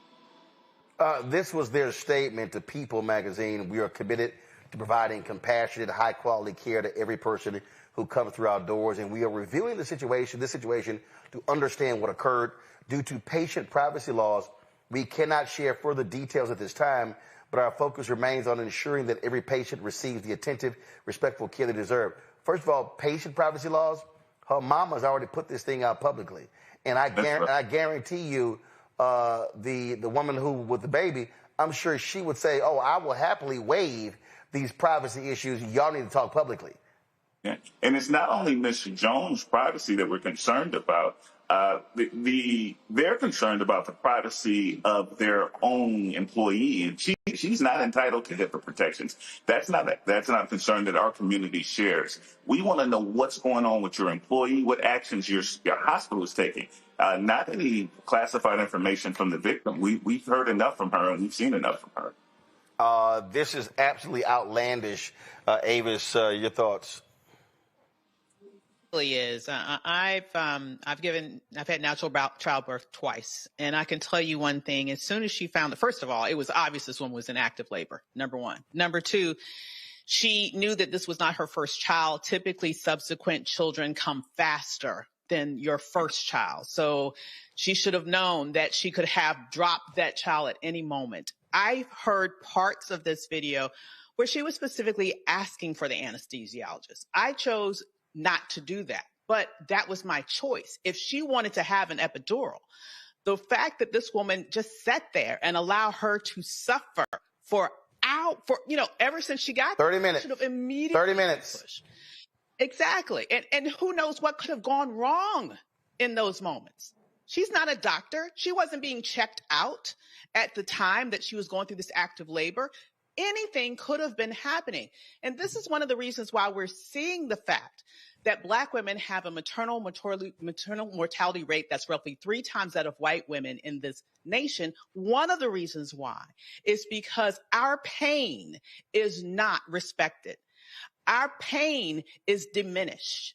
And somehow you have people like that who do not listen to mothers who are writhing in pain and doing what they can and should do as health professionals, not only to protect her health and well-being, but also to protect the health and well-being of that unborn child. That woman needs to be fired, period. Absolutely. I'm looking here, I'm on the mom's page, and I'm just looking for her any latest here. But, I mean, Ome Congo, this is absolutely wild. You have a comment or a question for Lee? Well, I have a question for Lee. Thank you so much for joining us tonight. I want to know if, when you look at the indifference of this woman towards the sister who was given birth, does it at all make you conjure up some of the cases of the unarmed shootings and things that you've represented where people have just kind of left us lying in the street, no medical attention, just the indifference? Because that was some of what was going through my mind.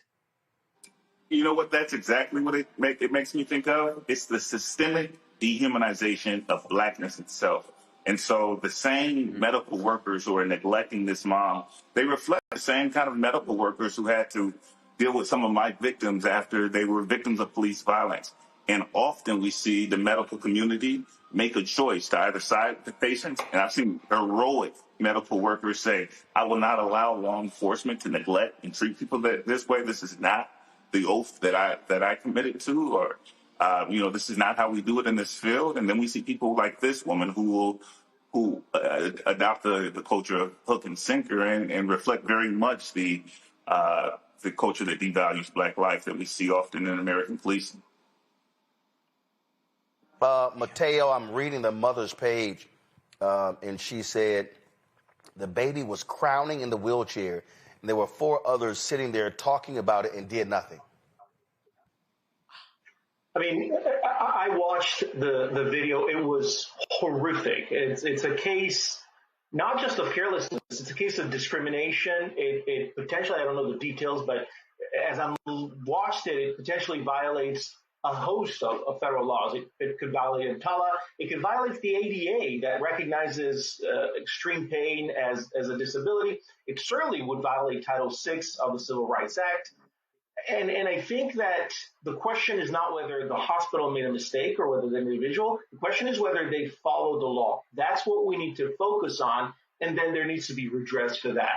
That idea that the health and the well-being of Americans is valued less than that of white Americans has got to stop. This is systemic, and we know it's systemic because we look at the numbers. Black Americans with heart disease receive fewer interventions, they receive fewer stents, and fewer cardiac surgeries. They are routinely diagnosed later. This is data, this is statistics, and they're treated less aggressively. Black patients are 40% less likely to receive pain medication in emergency departments. Black patients face higher rates of preventable complications. The same complications that are routinely diagnosed by doctors and by nurses are less likely to be diagnosed if you have the wrong skin color. This is systemic. This is not that lady. That lady is representative of a system that absolutely needs to change. Yeah, Lee, I guarantee you, ain't no white woman sitting there 30 minutes screaming in pain, and they're like, so how many kids do you have? No. You've been pregnant before? Who's your doctor? And then you call the doctor. Come on, man. No human reaction. And despite how offensive it is, he was exactly right. It's a violation of the law. The law requires that anyone who comes in and presents with inactive labor gets immediately to a bed. You deal with the paperwork later because lives are at stake. Literally, life and death is at risk. And we claim in Texas to be a state that cares about children, about the birth of children, how important that is in the conservative community. Well, this is where it starts with Black women's how Black women are treated in hospitals all over the state. That woman, that nurse, whoever she was, she should not be in that position at all. She should be suspended. There's no reason in the world where she should be there. All right, Lee, thanks a lot. Thank you. Thanks for having me. Folks, Philadelphia is rolling back its long-standing diversity goals for city contracts. For nearly 40 years, the city aimed for at least 25% of contracting dollars to go to minority, women, or disabled-owned businesses. And at one point, city leaders pushed for that number to reach 35%. But the mayor's office now says it is no longer pursuing those targets. The city's top lawyers say the changes comes as a new federal legal precedent that prohibits the setting of contracting goals based on race and gender, and that the city must ensure public funds are not used to promote, reinforce, or perpetuate discrimination. Now, here's what I'm not understanding here. Mateo, the Supreme Court has not ruled on contracting. So this Trump anti-DEI executive order, that does not apply, let's be real clear, that does not apply to cities and states.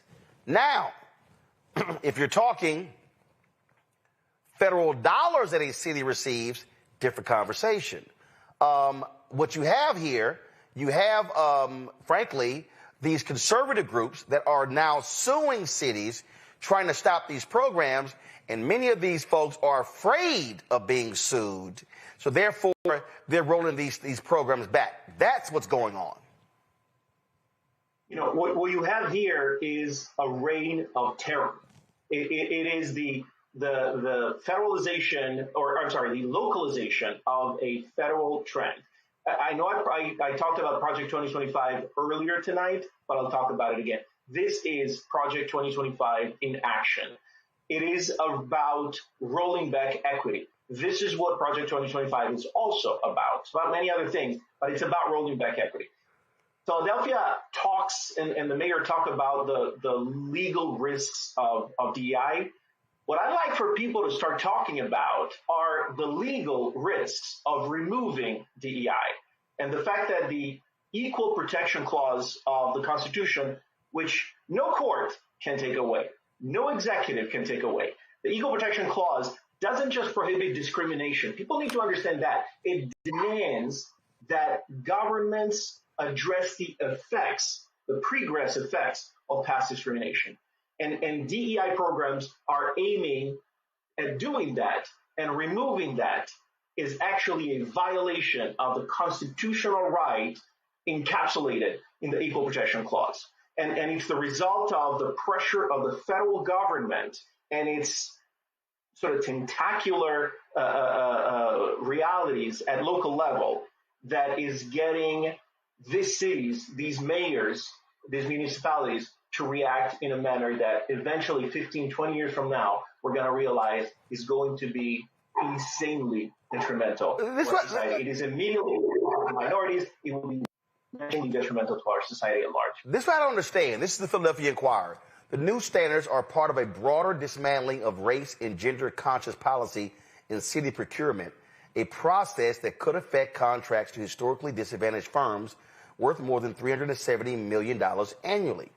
Solicitor Renee Garcia, the city's top lawyer, said in a statement that the change in Philadelphia's practice comes as new federal legal precedent prohibits the setting of contracting goals based on race and gender, and that the city must ensure public funds, quote, are not used to promote, reinforce, or perpetuate discrimination. The goal of the revised program is to create an environment in which all businesses can thrive and contribute to the local economy. I'm sorry, what federal legal precedent is she talking about? The Supreme Court ruling on affirmative action that only applied to colleges. Now, what Republicans have done, they've tried to suggest that the Supreme Court affirmative action ruling applies to everything. That's not true, Mateo.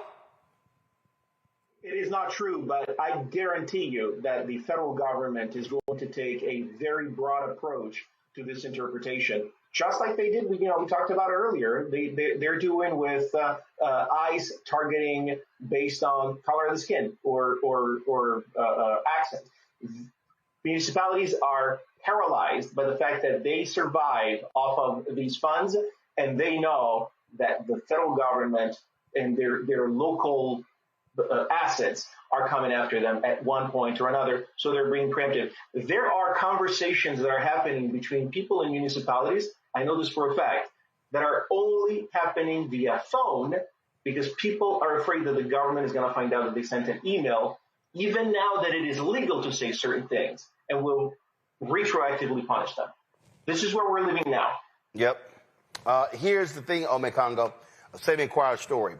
Last month, Mayor Parker of Philadelphia, her administration settled a lawsuit brought by firms represented by the Trump-aligned American First legal nonprofit that claimed language related to workforce diversity in the city's vendor contracts was illegal. As part of the settlement, the city agreed to pay $417,000 in attorney's fees and clarify the diversity benchmarks in its project agreements are aspirational goals, not mandatory quotas. What did I say earlier this year, Ome Congo?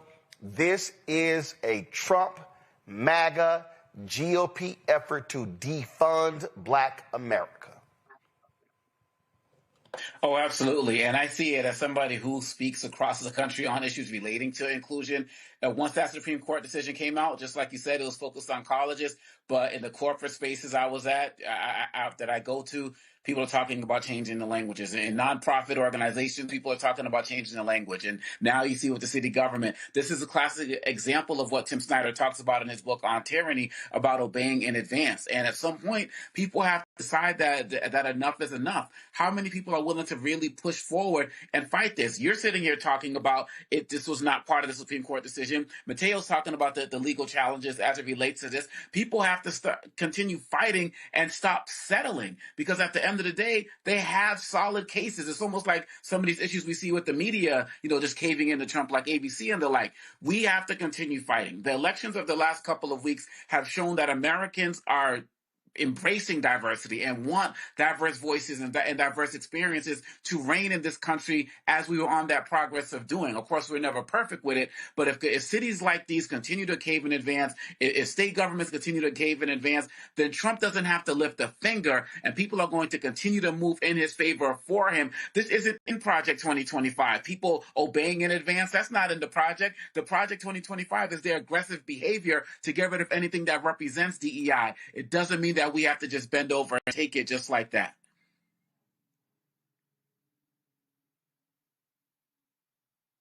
Story here, Avis.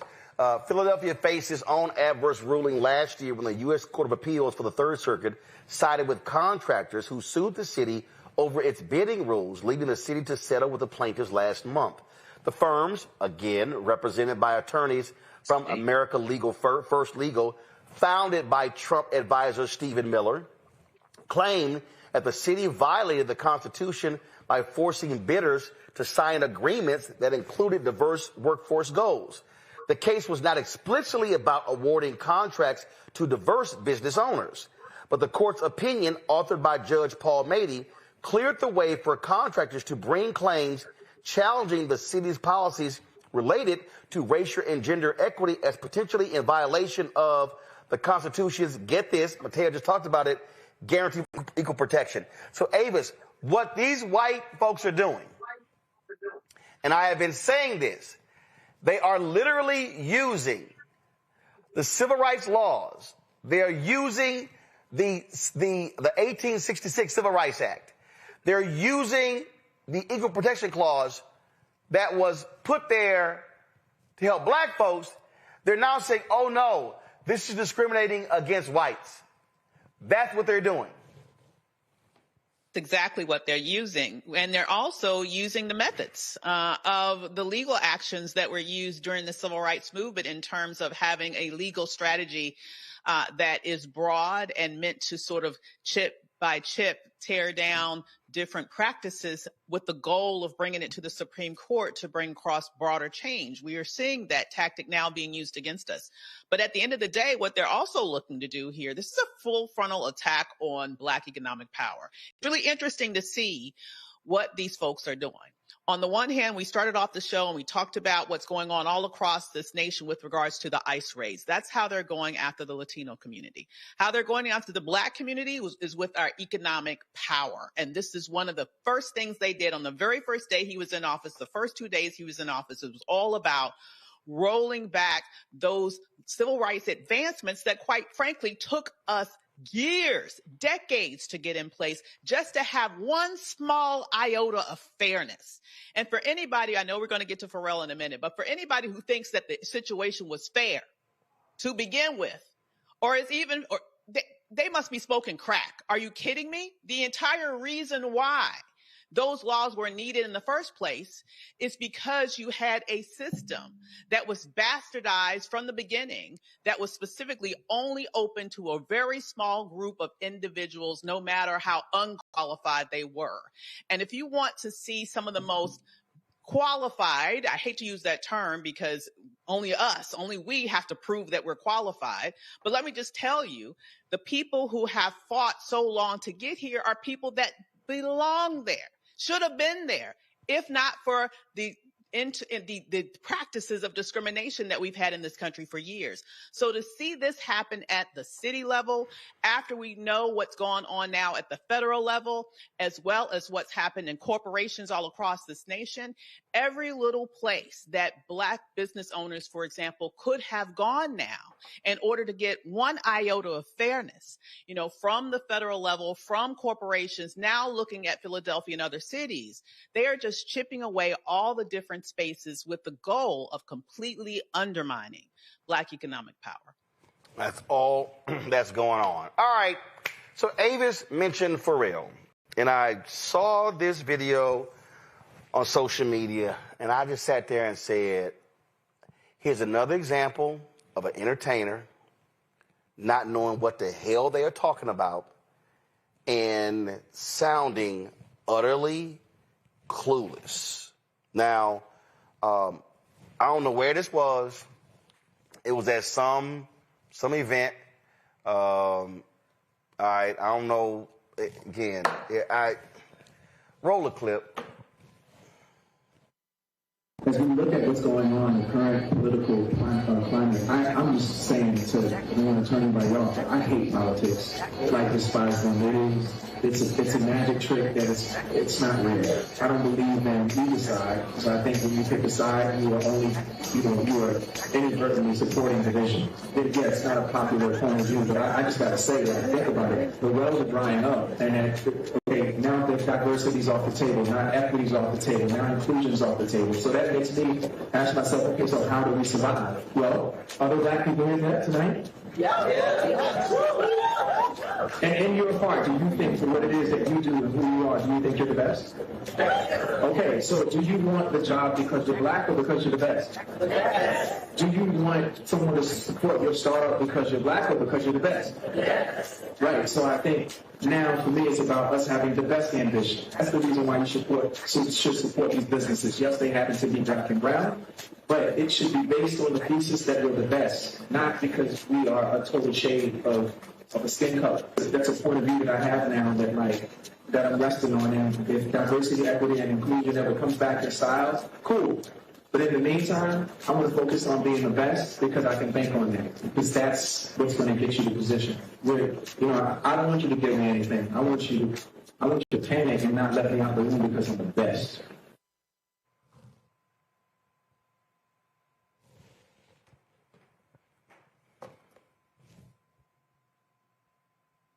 Run that back. As we look at what's going on in the current political climate, I'm just saying to want to turn anybody off, I hate politics. Like despise them. It's a magic trick that it's not real. I don't believe in either side, because I think when you pick a side, you are only, you are inadvertently supporting division. Yeah, it's not a popular point of view, but I just got to say that. Think about it. The wells are drying up, and now that diversity's off the table, now equity's off the table, now inclusion's off the table. So that makes me ask myself, okay, so how do we survive? Well, are there Black people in there tonight? And in your heart, do you think for what it is that you do and who you are, do you think you're the best? Okay, so do you want the job because you're Black or because you're the best? Do you want someone to support your startup because you're Black or because you're the best? Right, so I think now for me it's about us having the best ambition. That's the reason why you should support these businesses. Yes, they happen to be Black and brown, but it should be based on the thesis that we're the best, not because we are a total shade of a skin color. That's a point of view that I have now that I'm resting on. And if diversity, equity, and inclusion ever comes back in style, cool. But in the meantime, I want to focus on being the best because I can bank on that. Because that's what's going to get you the position. I don't want you to give me anything. I want you to panic and not let me out the room because I'm the best. Allow me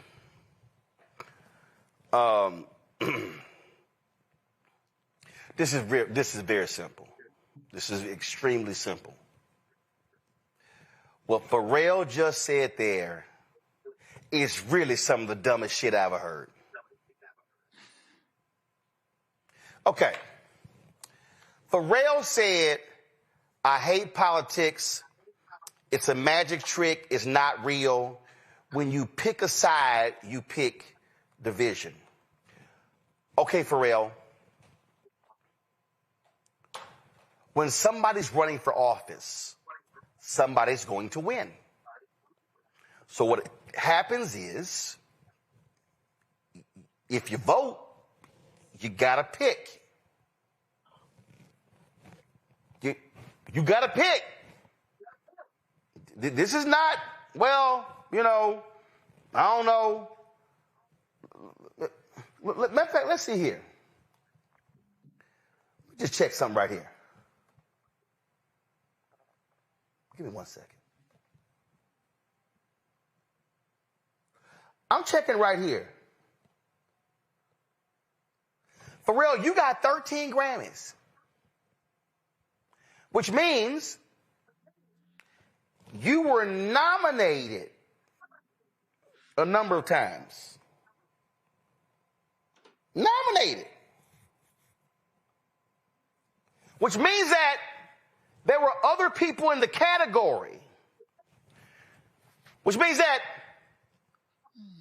a committee or somebody actually voted to determine who should win the Grammy.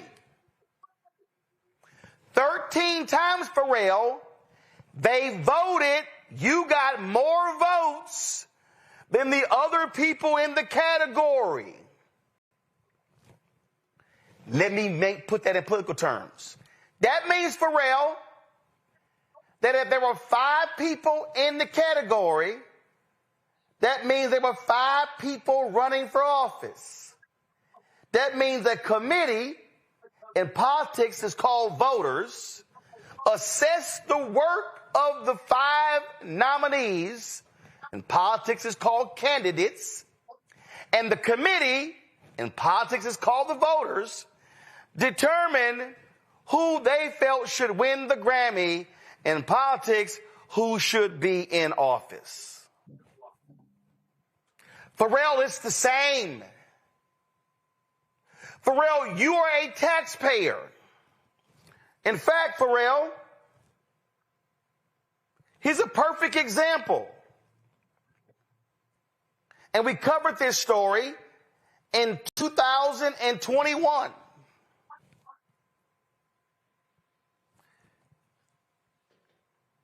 Your cousin, Donovan Lynch, was shot and killed in Virginia Beach. We cover the story.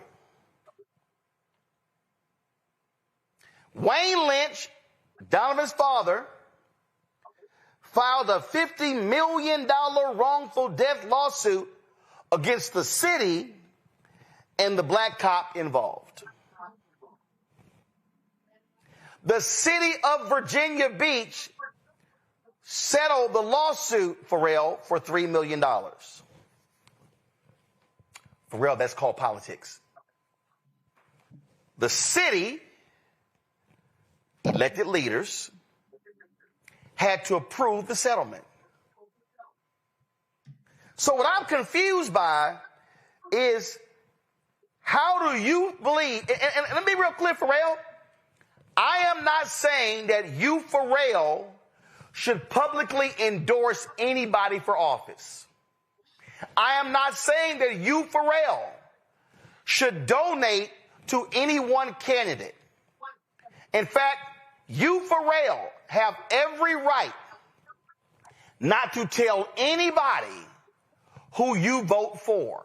You have the absolute right to walk into the privacy of a voting booth and make your selection on the city races, the county races, the school board races, the DA races, the municipal judges, the statewide races.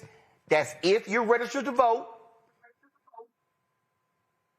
You have the absolute right, Pharrell, to walk into the booth and make your selection as to who you want representing your interest.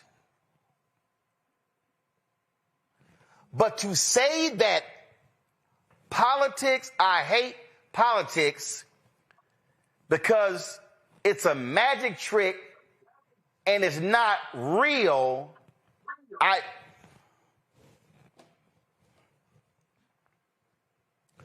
Pharrell, haven't you had a music festival in Virginia Beach?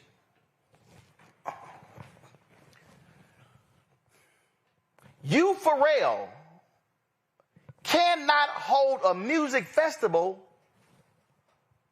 unless you got permits, unless you follow city law.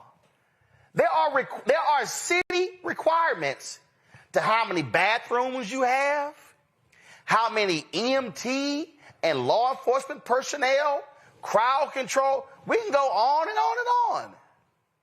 Pharrell, who do you think sets those rules? That's politics. That's people who work for the city or the county. That's actually politics. So what the hell are you talking about at your 5th annual Black Ambition Demo Day in Miami? And then you make this ridiculous comment about, well, what are we going to do? You didn't get the job because you're black. What are you talking about? We've long said we were the best in applying for a job. But Pharrell, this bullshit about merit, that's that MAGA nonsense. We know damn well black folks have been highly qualified for decades, for centuries, and were overlooked by people. Pharrell, in the history of the United States, there have only been 3 black Supreme Court justices. Do you think in the history of the United States only 3 black people were qualified? No. What the hell are you talking about? See, that's that silly shit that I can't stand people say. Well, you know, it's about, no, we're the best. Yeah, hell, we know that. Pharrell, here's a fact. An average black college graduate makes more than the average white high school graduate. Explain that to me, Pharrell. Pharrell, explain to me why the Biden-Harris administration, it's called politics, had to put in rules and procedures to keep racism out of home appraisals. Some 47 million home appraisals were studied, and they show without a doubt how black people and people of color had their homes valued at less than white people. Black people had to take down their art, their books, their family photos, because white appraisers were lowering the value of the homes. Matter of fact, if I sit here and go cost to blacks in home appraisals,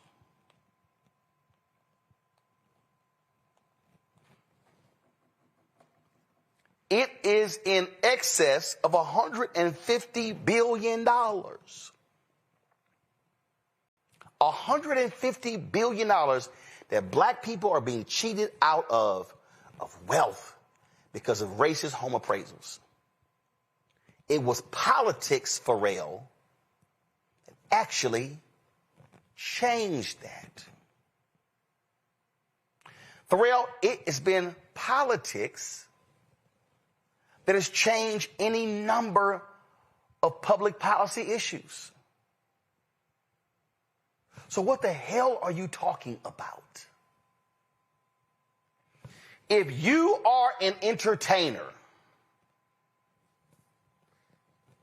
and you have a platform and you are given a mic, my God, can you please read, watch, listen, talk to somebody before you say some dumb shit on the microphone? Because the fact of the matter is this, Pharrell. The internal politics of the business that you are in actually changed because of politics. So whether it's fashion, music, or whatever you care about, politics, and black folks and others fighting made it possible for you to sit Can y'all tell me what was the location of the 5th annual Black Ambition Demo Day? Then I'm going to go to my panel. Can y'all find it out? No. I don't want the city. Where in Miami? No, I don't want the city. I want where it took place in Miami.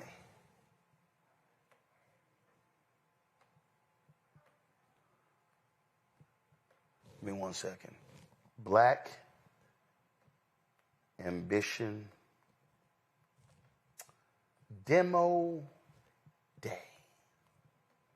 Panel, get ready. I'm going to you.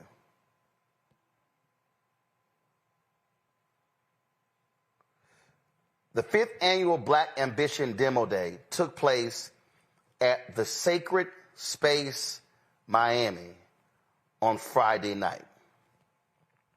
His was hilarious. Pharrell was given a key to the Miami-Dade County at his Black Ambition Day. Pharrell, that's politics. Like, literally, politics voted to hand you a key to the county. How do you accept a key to Miami-Dade County at your Black Ambition Demo Day, but you say, I hate politics, and it's a magic trick and it's not real? So why did you accept the key? Do you see the oxymoron here, Pharrell? Do you not see how this is, what you said is irrational? Pharrell, do you understand that the city of Miami was one of the most racist cities in the country? And it was the hard work of activists and others to break down racism there, also using politics to do so, to open the doors. Pharrell, do you know that politics created the civil rights laws that shut down Jim Crow? So what the hell are you talking about? You go to my panel. Let's see. I think Avis is ready to tee off. You use the term oxymoron. I'm just going to stick with moron. I mean, that is the most moronic statement I have heard in a long time. And I am so tired of people who have huge platforms, who use that platform in ways that undermine the ability of Black people to meet success. He is in essence saying, if he's sitting here saying politics is a magic trick, I don't believe in it, I don't take either, he's in essence saying he probably doesn't vote. He's in essence suggesting that people either shouldn't vote, or he continues to push forward this argument, which is complete BS, that both sides are the same. You would have to be on crack to witness what we have witnessed this year, to sit yourself there and say, there is no difference here. I mean, is he so elite and so above it all that he just doesn't see what's happening to regular people? Or is he just a Trump supporter that is trying not to say it openly, but in actuality is liking what Trump is doing for his tax bill, and therefore he's not going to say anything that would undermine that quote unquote success? You know, if you don't know about something, then here's the revolutionary thought. Don't say shit about it. That's the better option than to sit there and spout ridiculousness with a platform that can touch millions with a message that undermines and insults us with regards to his specific stance on DEI. And if he wants to say that he's, you know, you have to say the best, I would have to wonder, why was he the best choice to be the male lead of Louis Vuitton? What qualifications gave him that? Or did he happen to just benefit from a moment in which you had a lot of major companies that wanted to increase their Black representation? How did that happen, Pharrell? I mean, the whole thing just speaks of ignorance on the one hand, privilege on the other, and complete toxicity on the third, if there is a third one. Congo, what's interesting is that as a part of this Black Ambition, this prize they give out, 4 of them were HBCU pre-accelerators. Pharrell, public HBCUs are funded by state legislatures. That's politics. Congo, this is what I'm saying. This is what, it's just crazy when people say stuff. Go ahead. It's extremely frustrating, and I just keep thinking about how much black celebrities in particular, a lot of celebrities, but black celebrities in particular are just letting us down in this moment. Like, they're not rising to the occasion, whether we're talking about this, whether we're talking about folks like Kanye. We're not seeing people speak up about, these ICE raids or challenging Trump. Some of these guys in the NBA spoke up in Trump's first administration. Now they're quiet. Like, everybody's either just silent or they're spewing out ignorance like this.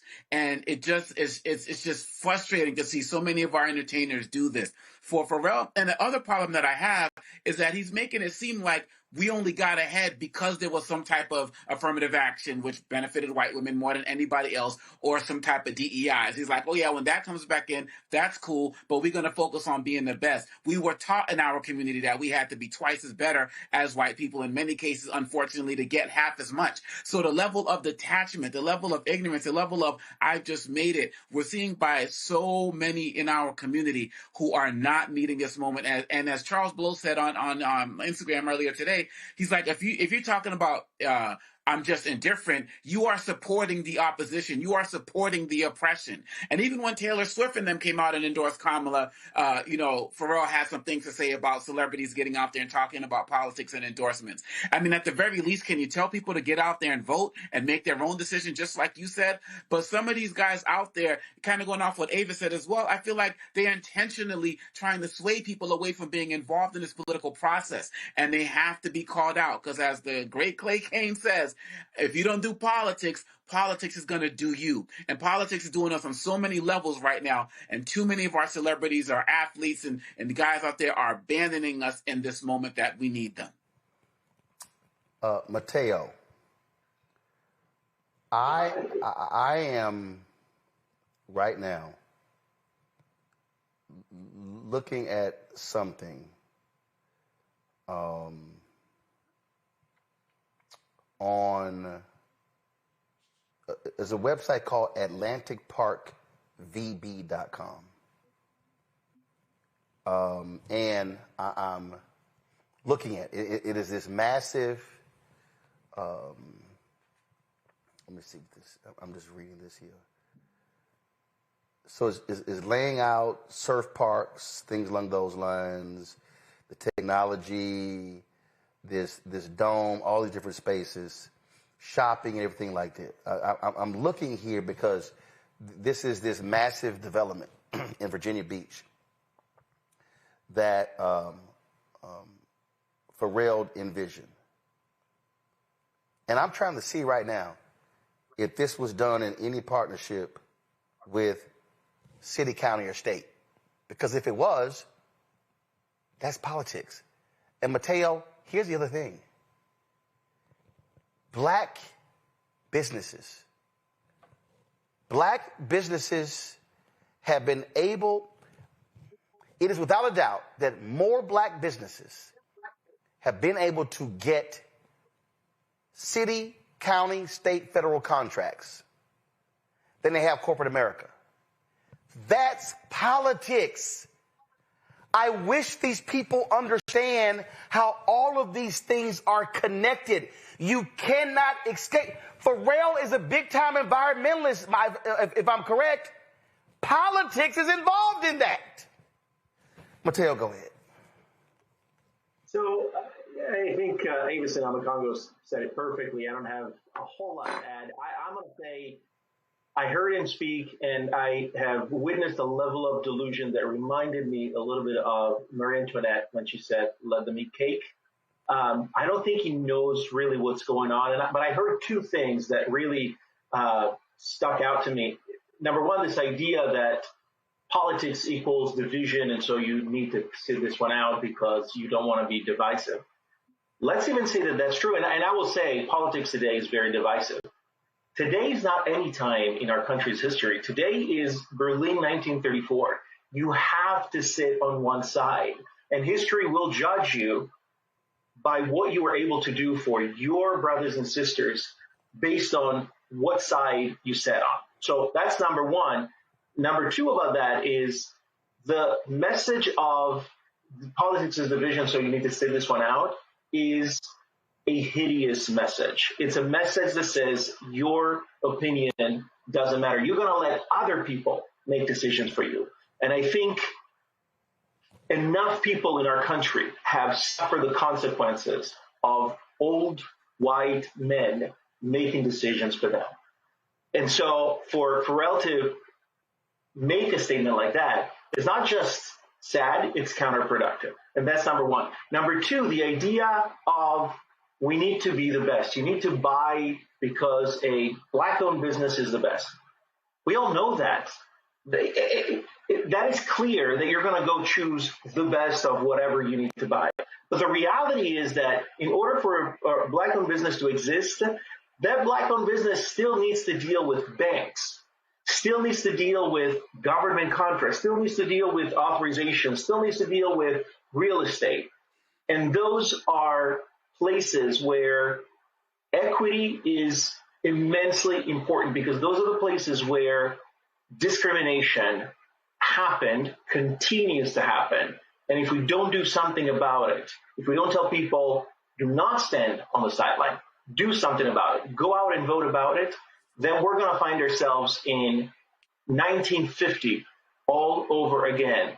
And for somebody who is getting ready to go out and vote for the first time and to hear that message, that is just hideous and counterproductive. It has no space in modern society.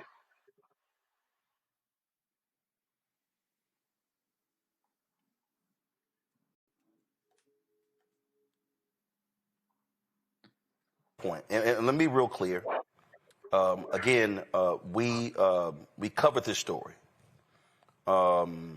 We covered extensively the shooting, the investigation. We noted that it was Pharrell's cousin. But if Pharrell sees this, and you know, I last saw Pharrell at the TV One Urban Honors. No, it was Essence. It was Essence. No, well, maybe it was Essence or at the Urban One. Remember when he saw me, called me an OG? And I appreciate that. I appreciate folks who understand what I do on the news side.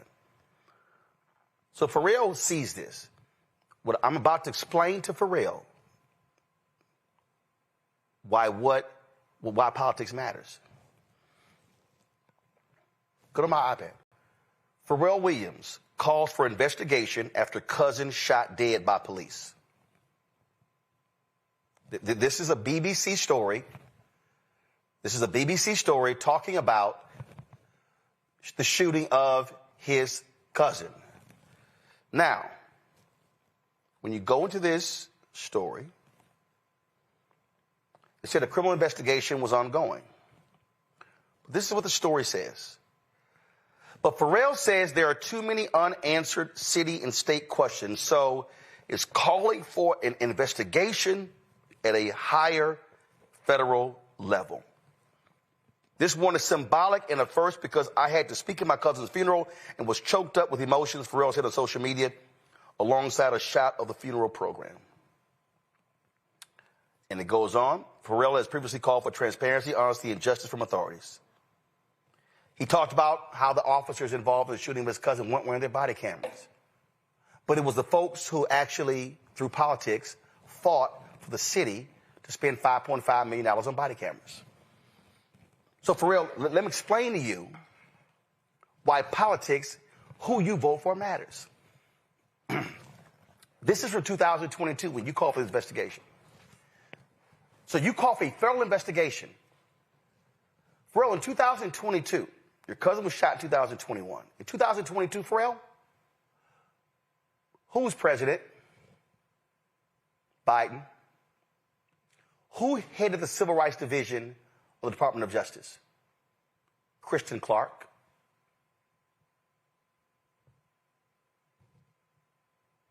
Guess what? There were more federal investigations of police action since Robert F. Kennedy was Attorney General. Now, Marilyn Garland was trash, but Kristen Clark did her job. Guess what, Pharrell? Donald Trump ain't investigating cops. If your cousin was killed right now, there would be no federal investigation. Donald Trump has made it clear, I want to give cops 100% immunity. Pharrell, that's politics. That's politics. Who is in the Oval Office determines the focus of the Department of Justice. So when you say, I hate politics, it's a magic trick, not real. What you don't understand is you are telling people politics doesn't matter, but when your cousin gets shot, you then want politics to intervene because your family was hurt. For real, that's politics. So who we vote for president has a direct correlation to whether or not we have a Department of Justice federally that will allow cops to operate with impunity, or they will hold them accountable. So, Pharrell, you personally wanted a federal investigation for your cousin. But if somebody right now, black, experienced what you and your family experienced, Pharrell, I'm telling you right now, there will be no support from Trump's DOJ. And do you know why, Pharrell? Because a lot of people said, quote, I hate politics. Because a lot of people, Pharrell, said it's a magic trick. Because a lot of people, 90 million Americans, did not vote for Pharrell because they said it's not real. Pharrell, politics becomes real when it becomes personal. And it became personal for you and your family when your cousin, Donovan Lynch, was shot and killed. And so I would hope you watch this segment. And Pharrell, it's a bunch of people in the same circles. You are more than willing to call me, email me, and I'll chop it up with you. But brother, don't ever call it a magic trick and not real. Because right now, there are people who look like me and you. There are people who buy your music, who go to your festivals, who support your products. Some folks who might buy Louis, who might support other stuff that you do. Those people, their lives are being impacted by politics. The folk who might lose health care, that's politics. The folk who are seeing SNAP benefits cut, Pharrell, that's politics. The federal workers from your home state of Virginia that are out of jobs, that's politics, Pharrell. Pharrell, when they look to build a highway in Virginia, that's politics. That's federal highway funds. Pharrell, when they looking to build a park in Virginia, that's politics, Pharrell. Pharrell, when they voted on the casino in Petersburg and in Richmond, that's politics, bruh. There is nothing in our life that politics plays no role in. So, brother, I'm going to need you to get way more educated. I'm going to need you to get more understanding. And I know you can't stand celebrity endorsements. I ain't asking you to endorse anybody. I'm not asking you to go campaign for anybody. I'm not asking you to contribute to anybody.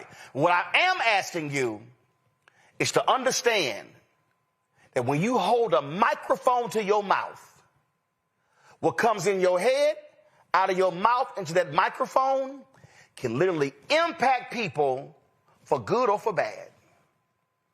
And if people decide not to vote and not to challenge the city council, the school board, and the county commissioners, and the state representatives, and the federal government, if they choose not to do that because they heard Pharrell say he hates politics, it's a magic trick, it's not real, then that's on you. You should be better informed on these issues. Folks, a lot we didn't get to. I appreciate Mateo being on the show today. I appreciate Avis Omekongo as well. The other stories, we'll pick them on tomorrow. So on the panel, thank you so very much for being with us. Folks, this is why this show matters. See, NBC, CBS, Fox News, all these people, they are not going to have this conversation. They are not going to deal with this. They're not going to break it down like we did. But I'm telling all of y'all right now, all of our lives are being grossly impacted by politics. It's impacting everything that we do, and we have got to have platforms that are speaking to our issues that center us every day, and that's what we do right here on Roland Martin Unfiltered. Your support is critical to what we do. You want to support us via Cash App, use the Stripe QR code you see right in the bottom left-hand corner. You can also support us with credit cards, use the same thing. PayPal's R Martin Unfiltered, Venmo's RM Unfiltered, Zelle, Roland at RolandSMartin.com, Roland at RolandMartinUnfiltered.com. Checks in money order, make it payable to Roland Martin Unfiltered, P.O. Box 57196, Washington, D.C. 20037, 7-0196. Our goal is to raise $1 million by December 31st, and we really appreciate your support. Folks, download the Black Star Network app. We should be over 200,000 downloads. Keenan, let me know where we are. Let's get to 250,300. Apple phone, Android phone, Apple TV, Android TV, Roku, Amazon Fire TV, Xbox One, Samsung Smart TV. Be sure to get a copy of my book, White Fear, How the Browning of America is Making White Folks Lose Their Minds. Available on bookstores nationwide. Tomorrow, I'm going to deal with the white supremacist, anti-Semite Nick Fuentes and how the Republican Party is embracing him because that's their supporters. And I break that stuff down in my book, White Fear. Get the audio version I read on Audible. Also, folks, get our Black Star Network swag. Go to shop.blackstarnetwork.com. Our T-shirts, hoodies, wall art, mugs, all that good stuff. All these products you see to my left right here, these are all black-owned products you can see on shop.blackstarnetwork.com. We've got, of course, sauces, creams, relishes, facial stuff, crossword puzzles, backpacks, HBCU shirts, car cleaning solutions, gym bands and hats, all that good stuff. Go to shop.blackstarnetwork.com. Be sure to support fan base. Download the app. You can also invest. We've raised $13.6 million. The goal is $17 million. So if you want to invest, go to startengine.com/fanbase. And let me shout out the country of Bermuda. I was there last week for the Butterfield Bermuda Championship. I'm rocking the cream shirt there as well. Had a great time with Premier Bert and the Bermuda Tourism Authority. We featured, of course, a lot of the interviews on the show. We'll have those on social as well. And I had a great time there, and it was great to celebrate my birthday on Friday with the Alphas of Bermuda. And so when the show was over, we met in the hotel, and so it was great to chop it up with the brothers of A5A. And so it was great to see them, and I appreciate them, of course, meeting me there. And so they sent the word out that I was in town, and they said, "Brother, can we get together?" And I said, "Sure, let's do it." And so we were able to get together. And so this, of course, was us there celebrating my birthday as well. So I appreciate the brothers of A5A from Bermuda. That's how we roll. First of all, service of all, we shall transcend all. I'm going to see y'all tomorrow right here, Roland Martin Unfiltered on the Black Star Network. Shout out to Roxy Diaz. Today is her birthday. Roxy, happy birthday. Holla!